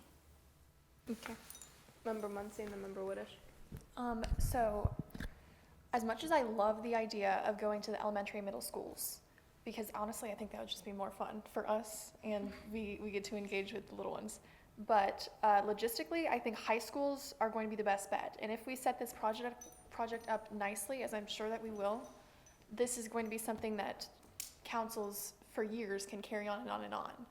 And at the end of the day, elementary schoolers aren't going to stay elementary schoolers.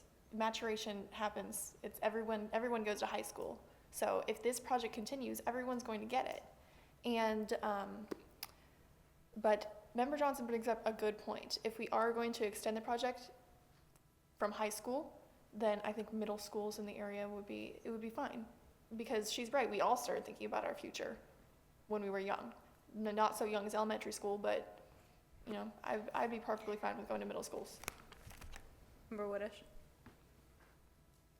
So it kind of just got me thinking about like the project as a whole. The idea that was when this project was created by myself, Lebed, and Dupeyron, we had kind of idealized that a student who gets the presentation in middle school will then go to high school with the motivation to join clubs, etc.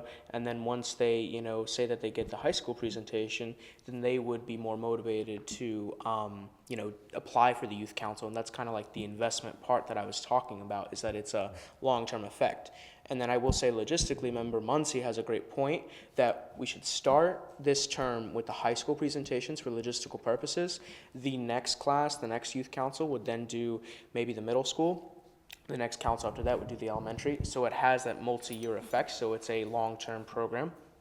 Instead of us just trying to scramble to do, because this would be a total of 17 presentations, so that would be a lot. There's not even 17 members on this council, so that would be a lot of scheduling. Half of us are about to go into college application season. I could give you another 10 pages of reasons. So for logistical purposes, it'd be my recommendation at this time that we make the decision to do the high school presentations this term, but then make a recommendation to a future term that they consider doing middle and elementary school presentations.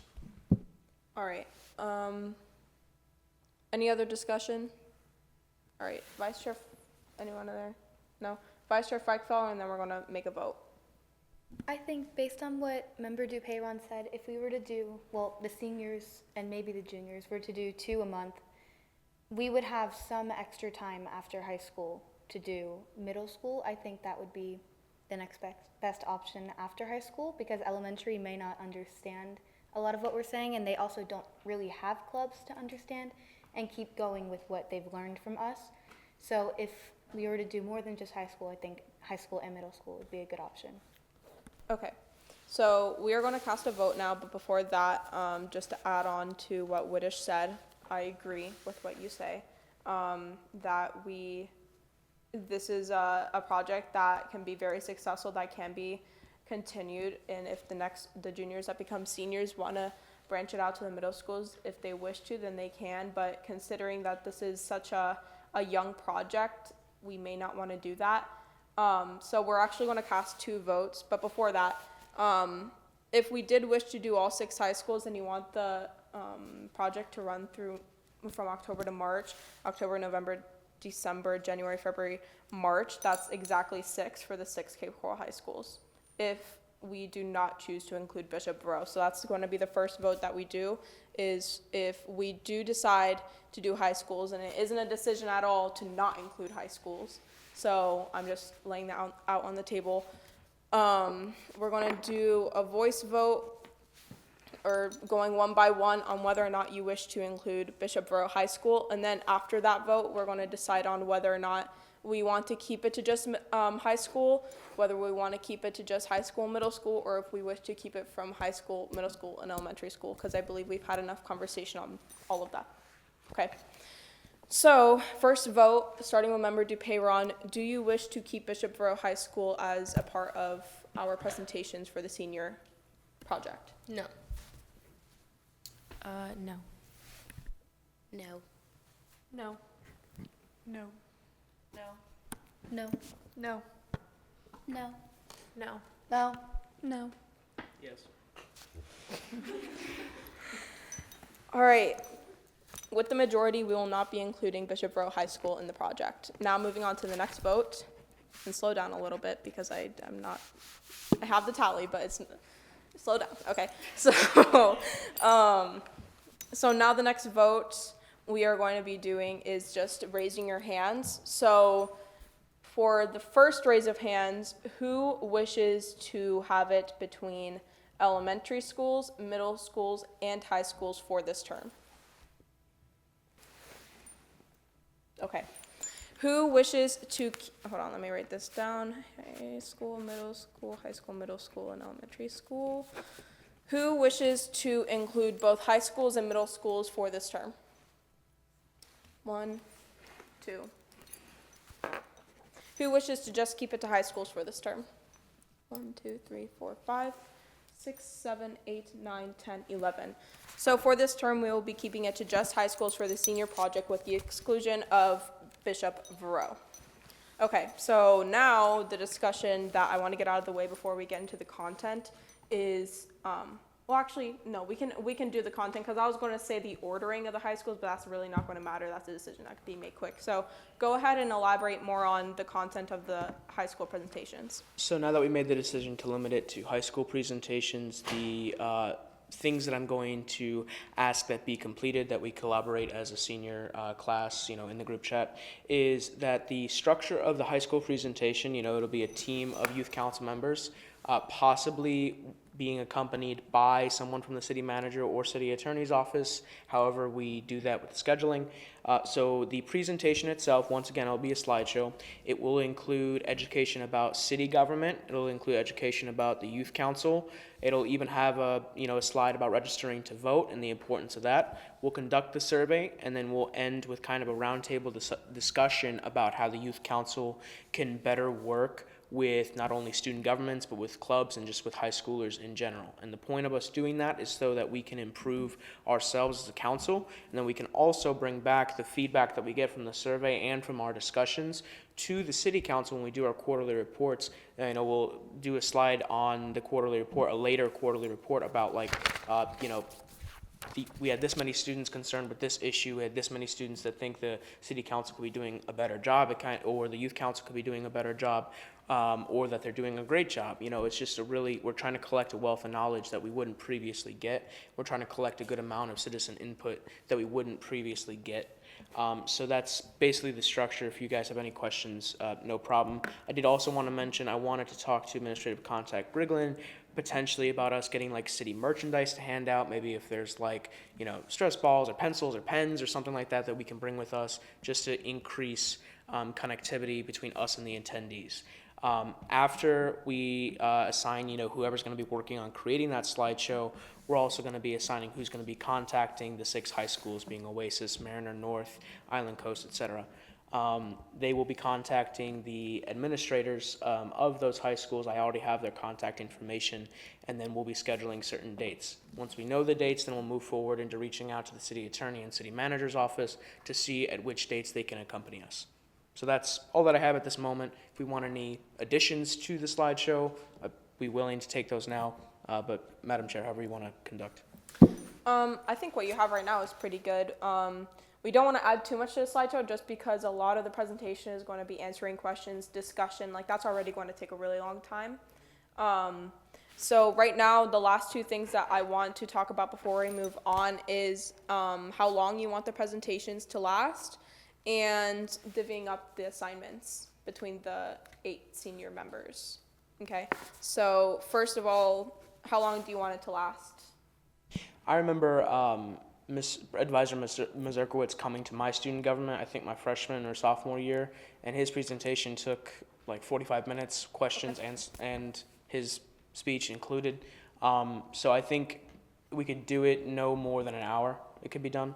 I would say that's pretty reasonable. Okay. And correct me if I'm wrong, but do all of the high schools end at 1:35?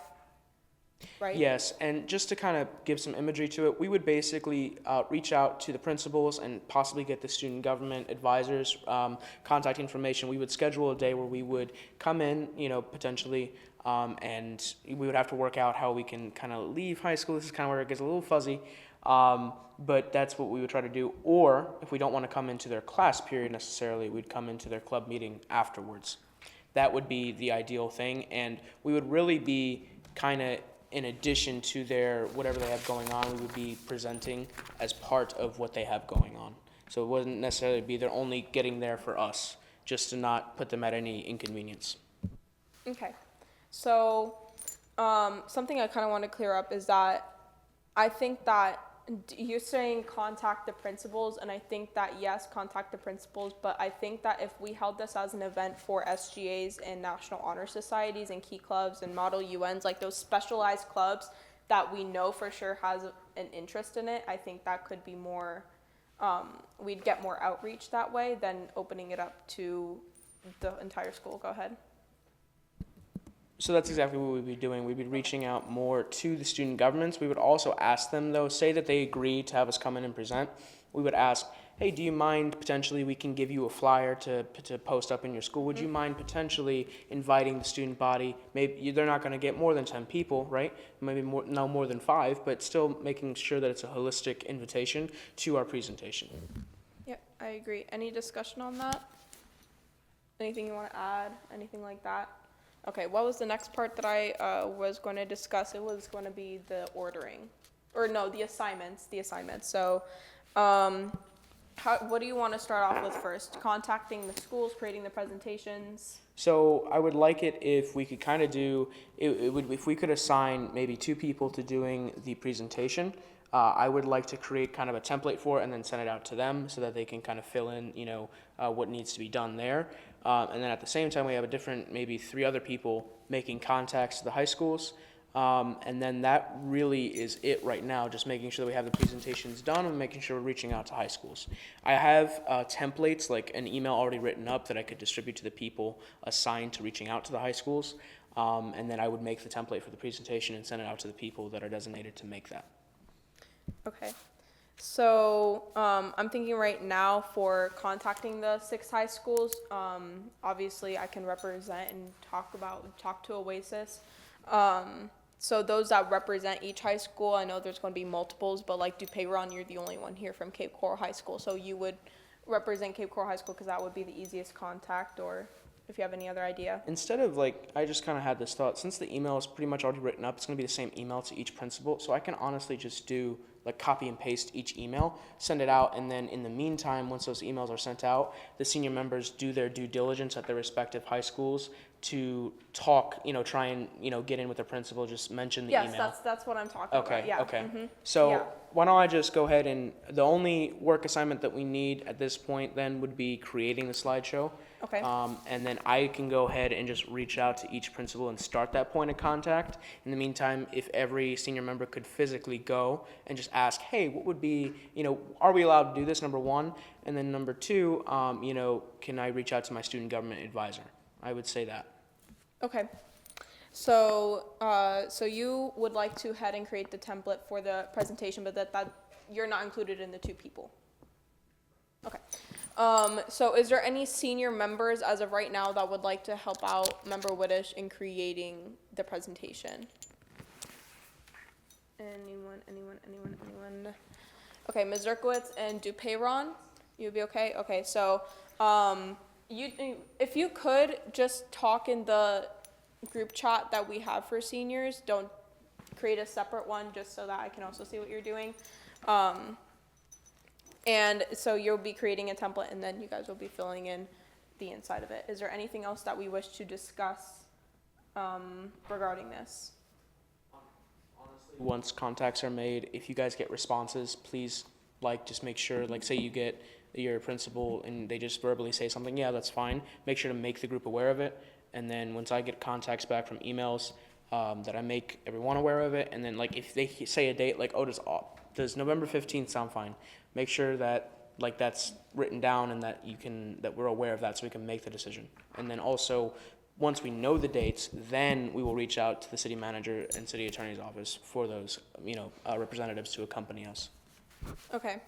Chair, I'm just going to interject really fast. Yes. In regards to the representative, our suggestion would be you should also include city council members in that, only because depending on what days you guys choose, you have a more broad options to choose from besides just the city attorney's office. So just an idea, suggestion, that you should really add up, because obviously, once again, if you're talking along the lines of city government, well, what could happen after youth council, depending on where you are in life, you may want to do. Okay. Yep. Excellent. I wouldn't mind, since you're already contacting the schools, I can contact city council if we're okay with that. Well, let's wait until we have the dates, because we don't want to reach out to them like, hey, would you be available? Because then the first question is when. So let's wait until we Right. confirm dates, and then we can reach out to those.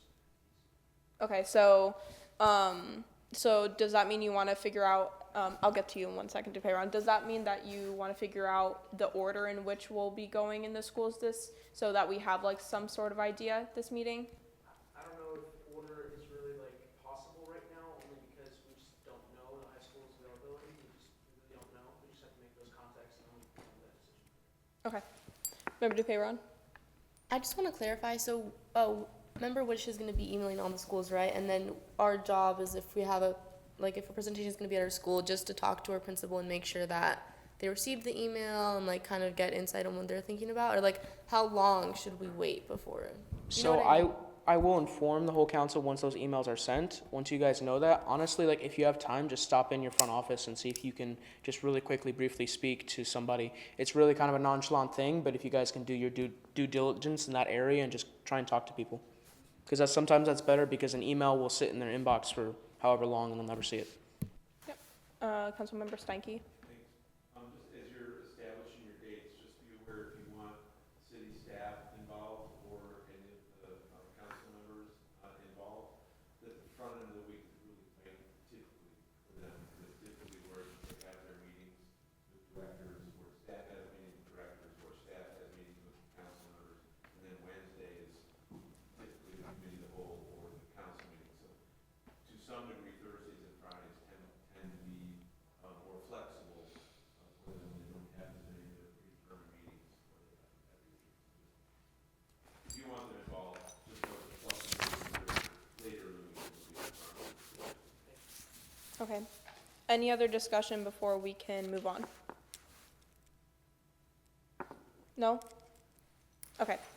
So I believe we have a good solid footing for both the senior and junior projects. So the time between now and September is going to be really, really important, because it's going to kind of make or break whether or not the project moves on, is the initial planning before it. So just make sure that you're listening to your project managers and that you're getting all the assignments done on time and that you're responding. All right, so moving on, where am I at? Item 11E, blessings in a backpack. During this meeting, we should decide on a set project or a couple projects for this term to fundraise for blessings in a backpack. I will now pass the floor over to member Ms. Zerkowitz. Okay, so last year for all the junior members, I don't know if I discussed it really in depth at our last meeting. I talked about our raffle baskets that we did last year. And if I'm not mistaken, we still have some, correct? Baskets left? Baskets. No. Okay, well, never mind. But we still have a list. I know we created some last year, but we have a master doc of all kinds of different basket ideas. And I was thinking that we could continue with that. And then Wadish and I also discussed reaching out to the companies that we asked to donate last year, doing the same thing. And again, if I'm not mistaken, the next city event that we could put a raffle baskets at would be Holiday Festival of Lights. Yeah, without seeing a calendar right now, that probably sounds about right. I don't believe there's any major events coming up that I can. Well, but That's not really a raffle basket That's where they pass out the event. candy to Yeah. obviously the youngsters, so. I don't know, it might get lost in the shuffle Yeah. to try to have a separate table and mandate that. Yeah. So that's all I have though. Okay. Remind me again of who's helping you out with Blessings in a Backpack. Johnson and Skorzak and Widdish. That sound right? Correct. Okay. Yes. All right. Just making just to refresh my mind. So, I want to look over the strategic plan really quick. Yeah. Just to see. Do you remember like what your task was? Like, a certain amount of money in a 6-month period. Yeah. Did we finalize that? Or is that in our strategies? I think that what my amount of money was in the strategies. Okay, let me check. I'm trying to pull it up right now, but the Wi-Fi is really, really bad right now. I'm thinking like it was like a fundraiser for 6 months and then a fundraiser for another month. Yeah. Was that what it was? I'm trying to remember. Yeah. It's reporting one fundraiser in 6 months and one at the end of the term. Yes. Goal for fundraisers is $1,500 minimum for each organization. Okay, so you're thinking just to continue with the projects that we were doing last year? Yes. Okay, so in that, I was going to ask Mr. Mazurkowitz a question, but he's not here now. All right, so how do you think that we can make it more successful? I mean, I think we can definitely be at more events since we started it kind of later last year.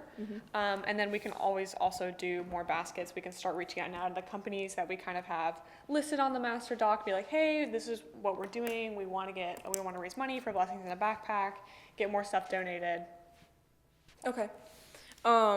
One thing with that, and I'm just going to add that as like a tiny side note, is that when we did the quarterly report last year, we tried to add in a QR code to Blessings in a Backpack, but it was in a second draft of the quarterly report, so it wasn't you remember, it wasn't updated like to have the QR code, so to those working on the quarterly report, just add in that QR code for the final draft so that they can donate, because if you guys remember, we got a lot of money. We had like the checks that people would just hand to us, so it was a lot of money. Remember Widdish from those meetings?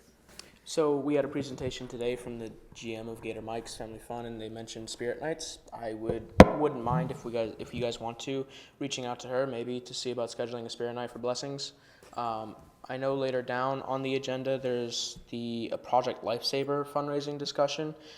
We could do something like a joint thing, like, okay, the youth council is going to do a Spirit Night at Gator Mike's to raise money for Blessings and for Project Lifesaver. If that's something we want to do, can kill two birds with one stone. I don't mind reaching out to them to try and schedule something. Okay. Yeah, let's hold off on Project Lifesaver for a sec. But I like the idea of doing the Gator Mike's, especially since she's already kind of like unaware of us and she's already been here and knows what we are and stuff like that. So what do you think, Member Mazurkowitz? No, I love that idea. Okay. That's great. All right, so what I'm hearing is that we will include, along with our raffle baskets at different council events, which will also help with your public booth strategic initiative, we will also be going to Gator Mike's for getting in contact with one of their Spirit Nights. So who will contact who, that's done separately in your own Blessings in a Backpack, the chat, so so not worrying about that. Let's see, anything else that we might want to discuss? I like it. I mean, don't fix what's not broken, and last year it was a solid plan, and like you said, we're starting it early so we can get more funds. And remind me again of the monetary goal. I think in what we have, it's like $1,500 over the 2 fundraisers. No. Reporting $1,500 over the full period. Yeah, fundraisers is $1,500 minimum for each organization. Okay. Yeah, so it's $1,500 till April. Yeah. Okay. All right, sounds good to me. Any other discussion? Yeah. Okay. Yes. The only thing that I would like to talk about is like the more specifics of the baskets. So I have the master list, and I would like to maybe send that out to the whole council so they can look and like kind of pick a basket that they want to do. I know last year we had like groups of 3 that would like collaborate on one basket, and so at our next meeting we can kind of decide like who's going to be contacting whoever for baskets and stuff.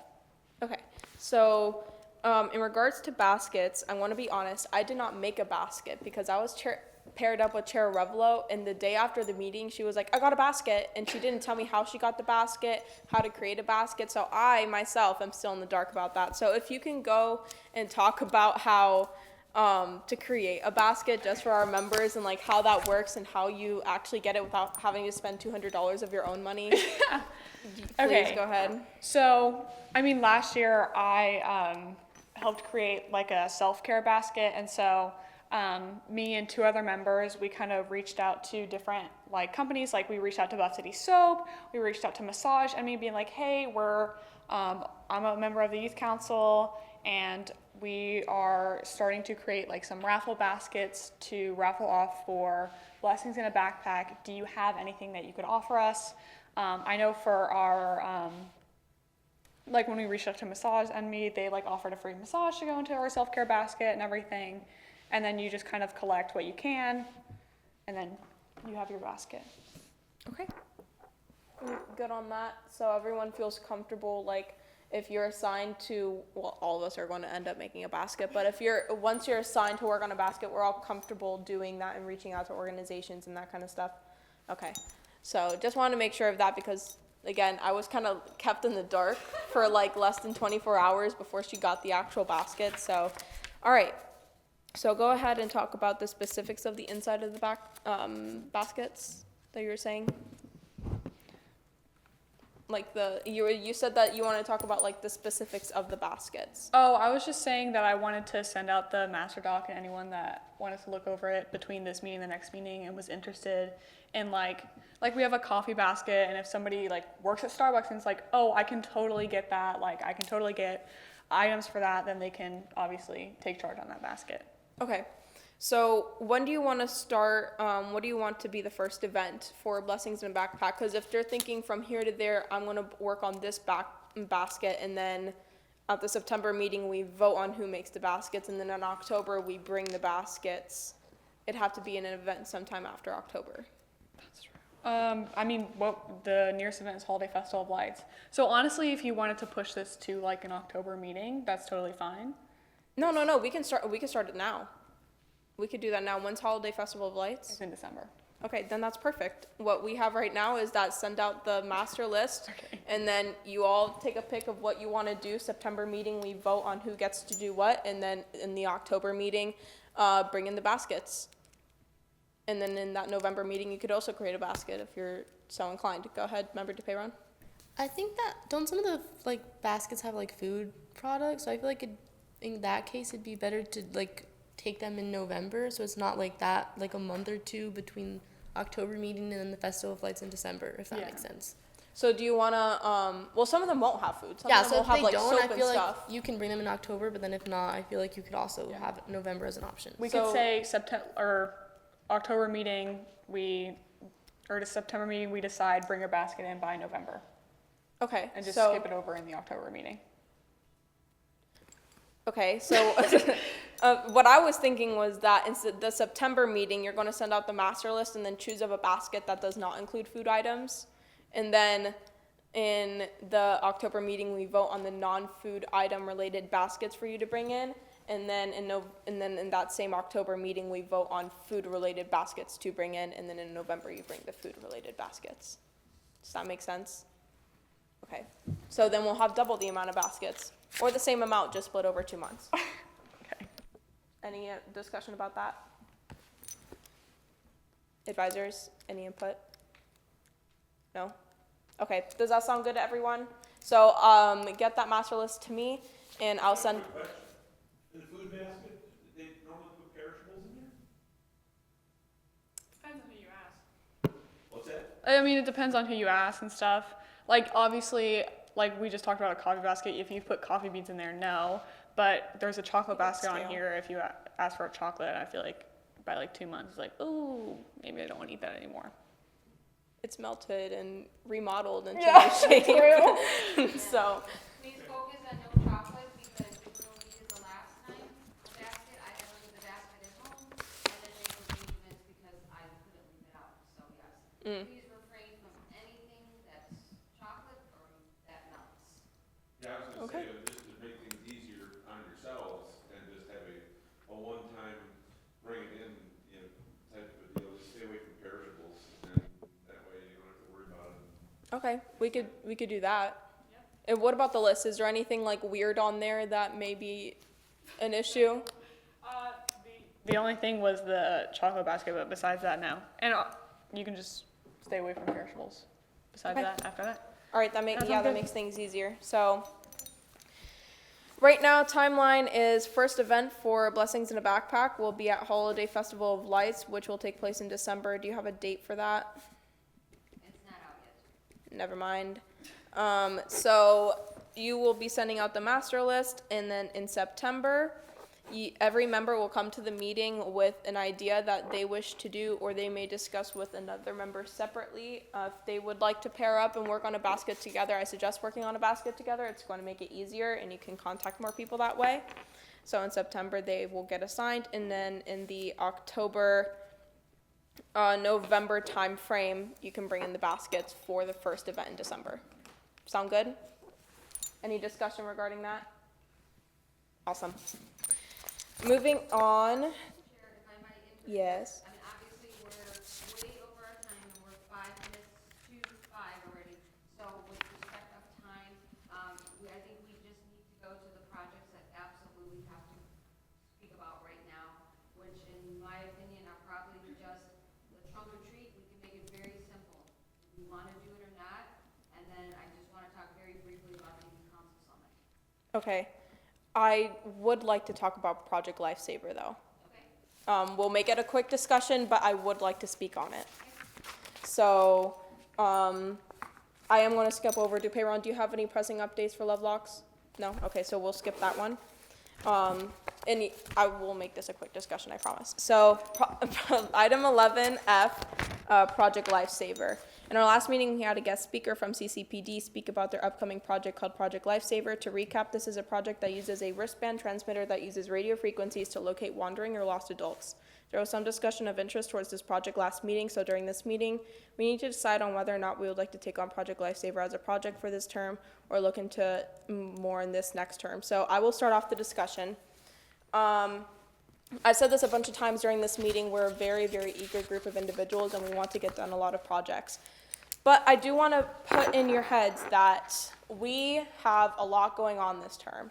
And my experience as a junior has been that, not to be the bearer of bad news or to be negative, but our junior project from last year was not a success. It was half success. We collected a bunch of clothes, but when it came down to communicating with the community and getting it out, it didn't happen. Our senior project was the Adopt-A-Roads. It was successful in the first part, and then towards the end, it started to fall off, and we started not to have attendance. Now we come into this new term. We have new members. We have people that are eager to do projects, and that means that the projects get a little bit more complicated. They take a bit more time to plan. We need a bit more participation. Our junior project this year is looking to be a really big success. We have a lot that we want to get done, a lot of reach that we want to do, and it's going to take a lot of work from our junior members. And I know that you're new to this, so it may be a little intimidating, but we need your participation on this. The senior project, don't even get me started. We continue doing the Adopt-A-Roads. We continue to do that as a side project, and then we took on the senior project, which I'm so excited for because it's very comprehensive, but it's going to take a lot of work. It's going to take a lot of contacting people.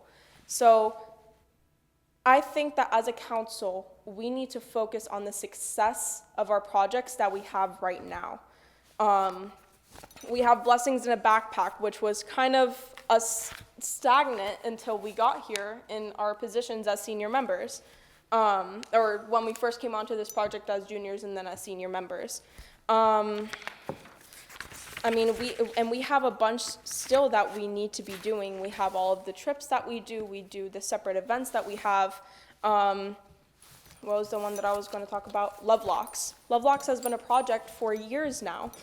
So as chair, and I say this earnestly, that we need to be focusing on the quality of our projects, not the quantity of our projects. So as my recommendation, we should continue to work with Project Lifesaver as a project for the next term. And I say that if we have a successful junior and senior project, and especially getting Lovelocks into the ground in April. That should be the biggest focus right now, is getting this completed and done so that it gets finished. Because as chair, I would love to have a wonderful grand opening ceremony of Lovelocks being in the ground. That would be amazing, and I think that that's something that we should focus our time in. I will open this up to discussion, but this is something that I'm really, really pushing for us to move to next term if the juniors now to become seniors wish to. Member Whitish. I completely agree. I think we should just stick with what we have now and then just get done what we have on the agenda now and worry about it later. Okay, any other discussion? All right. I am going to call a vote for this, though, just to be on the safe side. And during her discussion, she did say if this is a project that we wish to have in next term. So I'm just going to do a raise of hands. Those who wish to have Project Lifesaver as a project for this term, please raise your hands now. And those who wish to push it till a possible next term project. 1, 2, 3, 4, 5, 6, 7, 8, 9, 10, 11, 12, 13, 14. Okay, we will be pushing this to a next term project. Item 11H, third annual, we have skipped. Item 11G, Lovelocks project continued discussion. We will be now moving on to item 11H, third annual trunk or treat project. I will now pass the floor over to Advisor Grigglin. Thank you, Chair. Okay, so this is very simple. A lot of the seniors that are on the board now obviously participated in last year, so they could speak a little more about it. But obviously, the city every year holds an annual trunk or treat. Basically, just what it sounds like, and I included pictures as your backup so you kind of understand. We basically, if you guys decide as a board would like to do it, then basically we get a section of the parking lot out in front of the city hall. We are responsible for decorating a vehicle, putting any kind of props, if we want games, we collect candy, and then obviously hand out the candy to the members. Some of the key points that I do want to interject is obviously the event goes from 6 to 8, but that's not the only time I need you. We need setup time from 4:30 to 6, takedown time from 8 to 9. So understand which, the time frame that you guys are getting into if we, decide to do that. It is a huge event in this city. I am not going to lie to you. Most departments, if not every single department, I think every year has participated in it. And the amount of kids and families that we get here, I think, is just outstanding. So it is something, all I need to know today is, do we want to move forward with it? And are you guys willing to commit to the time? And once again, it's not a huge job and work behind it, but, next meeting we can come up with a theme, or, from now until the next meeting, your jobs are to come up with themes and maybe send those themes to me ahead of time so that we can have a spreadsheet that we can choose from. So hopefully our discussions could be a little less, you guys do the work behind the scenes and, doing the work, but then when we come to basically the table here, it's a lot easier to come up with decisions. Okay, so you just need a raise of hands of who's going to be going? As a board, do we want to participate? Oh, as a board, okay. That's all I need to know. All right, so any discussion regarding this, or do we want to skip right to the vote? Which we could totally do. Vote, okay. So who wishes to work on the trunk or treat event this year? 1, 2, 3, 4, 5, 6, 7, 8, 9, 10, 11, 12, 13, 14. All right, unanimous vote. We will be doing it as a board. Do we want to? I just wanted to give you guys a brief timeline of how we did it last year. We chose 2 weeks before trunk or treat during the meeting, because it was the meeting and then trunk or treat. It was like a span of 2 weeks. During that October meeting, we chose our theme. I was on the like group of people that chose the theme. We chose the theme in the October meeting. Then in those 2 meetings, we went to the youth center and we created the actual like props. So I think that 2 weeks is actually like not a bad amount of time to actually create it all. I don't think it's too short. So I think that we can stick to that same thing this time around. Any comments about that? So right now I have September meeting. We choose the people that would like to be on the board to help kind of come together with themes. And then in that October meeting, we would vote on a theme. And then in that time between the meeting and the actual event, we would go and we'd talk to Ms. Rams about having an open space in the youth center, and we would create the props. Yes, Member DePeyron. I wasn't part of that like last year, but I feel like it's just might be a better idea. I think what Ms. Griglin was suggesting is to come with ideas next time and just vote on it next time, and that way we have like more time. I feel like that'd be just a better thing, just in case. We can do that. The only thing is that the more time that you put in between the event, the more people are going to forget about it and not put together the props. Ms. Griglin? Well, I think what she's trying to say and what I had interjected was take this time from the time you leave today till like that Monday before the September meeting. Your jobs are to come up with the ideas. Okay. Send I your understand ideas now. to me. We come up with one spreadsheet. You already have the backup material, and we're not going down the line talking about what our theme is. Okay. You have the themes in front of you. Your jobs are obviously to look at your backup material. You should have in mind when you come in on the September meeting what theme you would like, and then hopefully we have a majority. Okay, so come up with a theme and then choose the people? Correct. Sounds good. All right, so September meeting, choose people, and then to work on it, and then they'll take assistance. Well, I really don't see why we would need to choose people to begin with. Well, it's choosing the theme. Right, we would choose a theme like as a council. Right. On the September meeting, your job is to choose a theme. Once we have the theme, then we can narrow down what we need to discuss and talk. Okay, because we can all work on the props together. We don't have to have a set of group of people to do it. Okay. Yeah. Okay, so come to the September meeting with a theme in mind to have for trunk or treat. Okay, all good? Any discussion? All right, moving on. Item 11I, FLC Youth Council Summit. I will now pass the floor over to Advisor Griglin. Okay, once again, very brief. You guys know the event that we're attending, the day and the time. I had asked you at the last meeting to hopefully go back, speak with your parents, look at your schedules. I just need, once again, an idea of truly who's coming, because I obviously need to start booking hotels.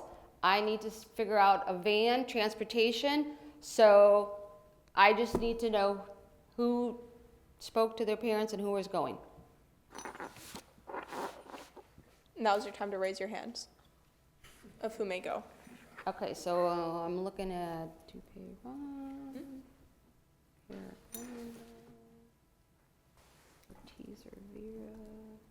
Okay, so just 3?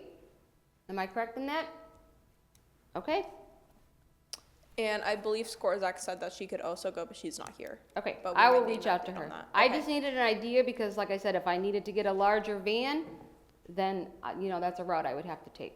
If there's just 3 or 4 of us, it's very simple. Yeah. It wasn't until after the meeting last time that I found out that if you go to Oasis, homecoming is on the same exact day. So, that kind of limits options. Yep, understood. Yeah. Anything else? No, I'm good, thank you. Okay. Item 12, next meeting agenda topics. What agenda items should be added to next meeting's agenda, or what would you like to have added? I will open that up now. So pass the rules of operations once and for all should be good. So A, B should also be kept so that we can also adopt it with the not adopt it, but have the discussion. Junior and senior projects, obviously. Blessings in a backpack, yes. No Project Lifesaver, Love Locks, The trunk or treat, yes, and then FLC Youth Council summits should also be kept? Yes. Okay. And that would be a very brief conversation. Okay, so we would include all agenda items with the exclusion of F. Any discussion? No? Okay. Do I have a motion to include all agenda items from this meeting with the exclusion of F to the next meeting's agenda? Member Whitish. Move to adopt. So I have a second. Member Lebed. I second that motion. Member Whitish made the motion. Member Lebed seconded. Any discussion? All those in favor say aye. Aye. Any opposed? Motion carries. All right, item 13, reports. I will now open the floor to any reports by youth council members. So we will start, I believe I briefly touched upon this last meeting, but the way that we will be doing reports is changing just because I want us to be more active when it comes to our strategic plan and our strategic initiatives. All of us, not all of us, most of us actually, looking back on it, have assignments that are saying reported quarterly, reported biannually. I am wanting to enforce that this year because it was not enforced last year. So this is going to be that time where we report on those. But first we're going to have personal reports by members, and then we will have those reports. So any personal reports by members? Okay, well, I have one. So today I had open house with JRTC, if you can tell. So I go to Oasis High School, like many of you know. And to our senior members, I don't know who was there when we had the charter school board meeting and we went to the charter school board meeting? Myself, Whitish, anyone else? No?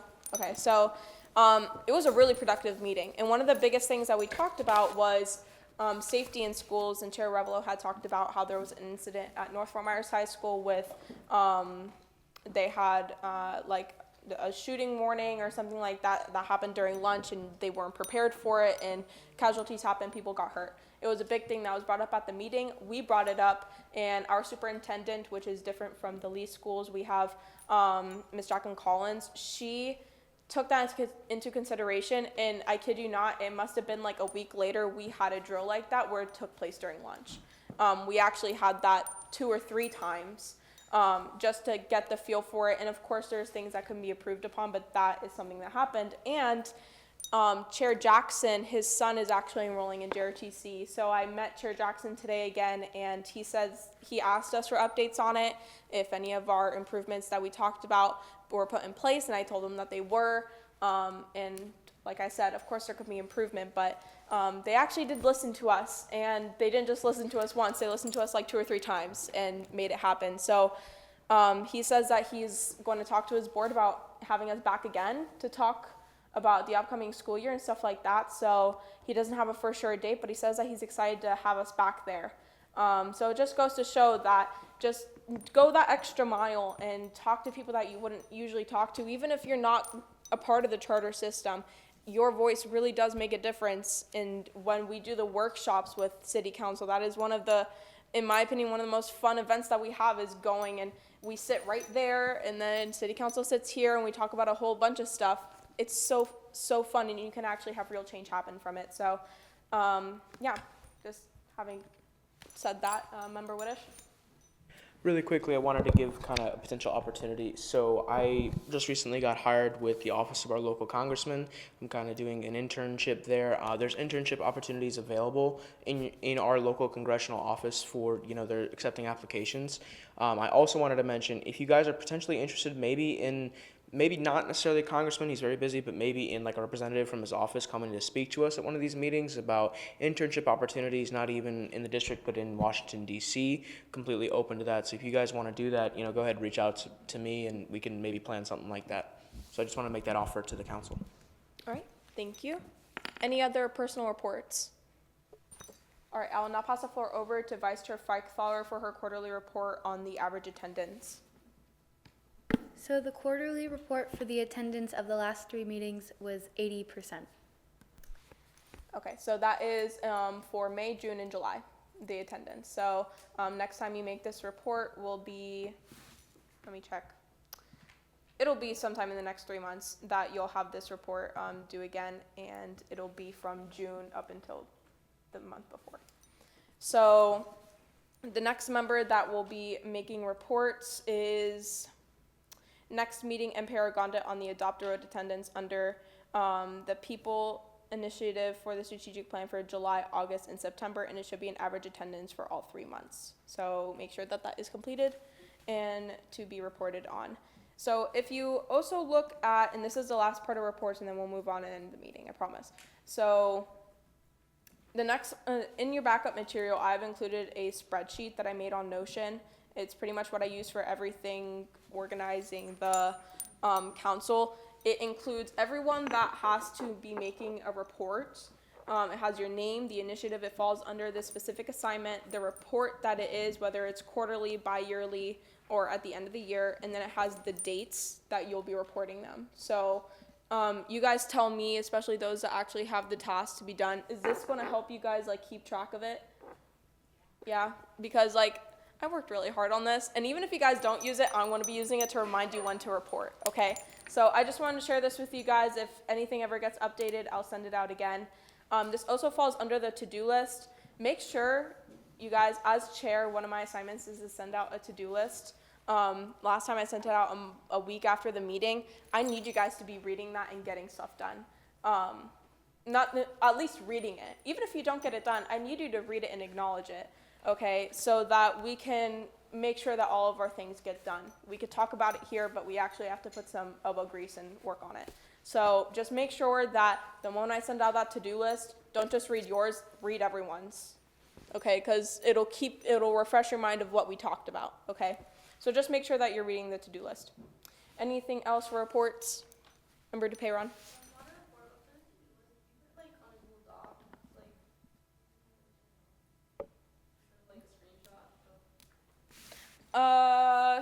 Sure. Sure, I could do that. Okay. So you want it to be a shareable Google Doc? Okay. I'm also going to make it into a Notion page for myself because that's the only thing I use. So, but I will, yes, put it, so a shareable Google Doc. I'm going to need your personal emails for that then. So just make sure that you text me after the meeting, your personal emails. You don't use personal emails for anything. It's got to be city emails because anything could become public record. Okay, so and then we don't I want to need, take that route of personals. then I need your Google, then it'll have to be a Word doc because our city emails will not be compatible with Google Drive or Google Docs. I don't think. No, it won't. It won't be compatible. You have to have a Gmail to be able to use any sort of Google Doc. So that's why I was asking for personal emails. Well, yeah, we'll look into that too if there's another version, but do not use personal emails. Okay. So I will look into a doc. Yeah, Okay. find out, and I can reach out to our IT department too. They might be able to suggest a version that's comparable. Well, a Word might have the same. It will have the same tools as Google Docs, so it's not a problem using the city emails and doing Word. You guys just have to log into Word. I know we don't use Word. All of our schools run on Google, but we use Outlook. We can use Word. So, all right. So shared Google Docs so that you could check it off. Okay. Any other reports? Comments? None? Okay, cool. Item 14, reports of council liaison and advisors. Is there any reports from our council liaison and or advisor? I had a question, Councilmember Bayron, and I was looking forward to Love Lives. What's the number one thing holding you back to get it done? Obviously, it's, hey, you want to get it, you want to get it in the ground and whatnot. What's holding you back? So I got in contact with them, and then I wasn't here last meeting, but what I told them on the phone, basically they're really backed up, and they told me that they were going to start by July 31st. So since then, I haven't been able to talk to them, but that's what they said. They said that they were just really backed up with other projects, and they were kind of like putting that in the back burner, but that they were going to start by then. And that's our On Board. That's the company that's making it. So that's basically all they just haven't started making it. Okay, and are they doing this as a charitable endeavor, or is it a... Yeah, so it's a charitable endeavor. So that's why it's taking so long, I think, because they're kind of like just putting it on the back burner and prioritizing their other projects. Was there a budget that you had that you needed to meet that is holding you back at all? I don't think so. Yeah, so I'm just gonna try to contact next time and see if they did start by July 31st, and then ask them like, what's like the estimated deadline, or like when do you guys think it'll be done? But yeah, that's all I have. Mhm. That was really it. The other thing I would tell you is that, you know, when we met with council before, we were on the other sides of the wall, you all were very pleased and looking forward to all the J.C. Park renovations. I don't know if you saw a couple meetings ago, we had some citizens come to the mic and spoke in favor of it. They weren't treated exactly as anyone would have liked them to have been treated when they were at the podium, so to speak. But hearing the positive, hearing the people that are in favor of things, whether it's J.C. Park or anything else, just know that it makes a big difference when others can hear the positive side of things. In your case, you'll always hear negative stuff. That's the biggest voice. It tends to be the people that are against issues. But anytime you see something happening that you like, certainly take advantage of every opportunity that you have to share that, because your generation is the future of Cape Coral. And unless Cape Coral currently hears the voice of the future generations, they tend to forget about them. So certainly let your voices be heard. Okay, thank you. No? Nothing? Okay. Item 15, time and place of future meetings. The next regular meeting of the Cape Coral Youth Council is scheduled for Friday, September 13th at 3 p.m. in council chambers. Do I have a motion to adjourn this meeting? Member Whitish. Do I have a second? Member Imperagonda. I second that motion. Member Whitish made the motion. Member Imperagonda seconded. Any discussion?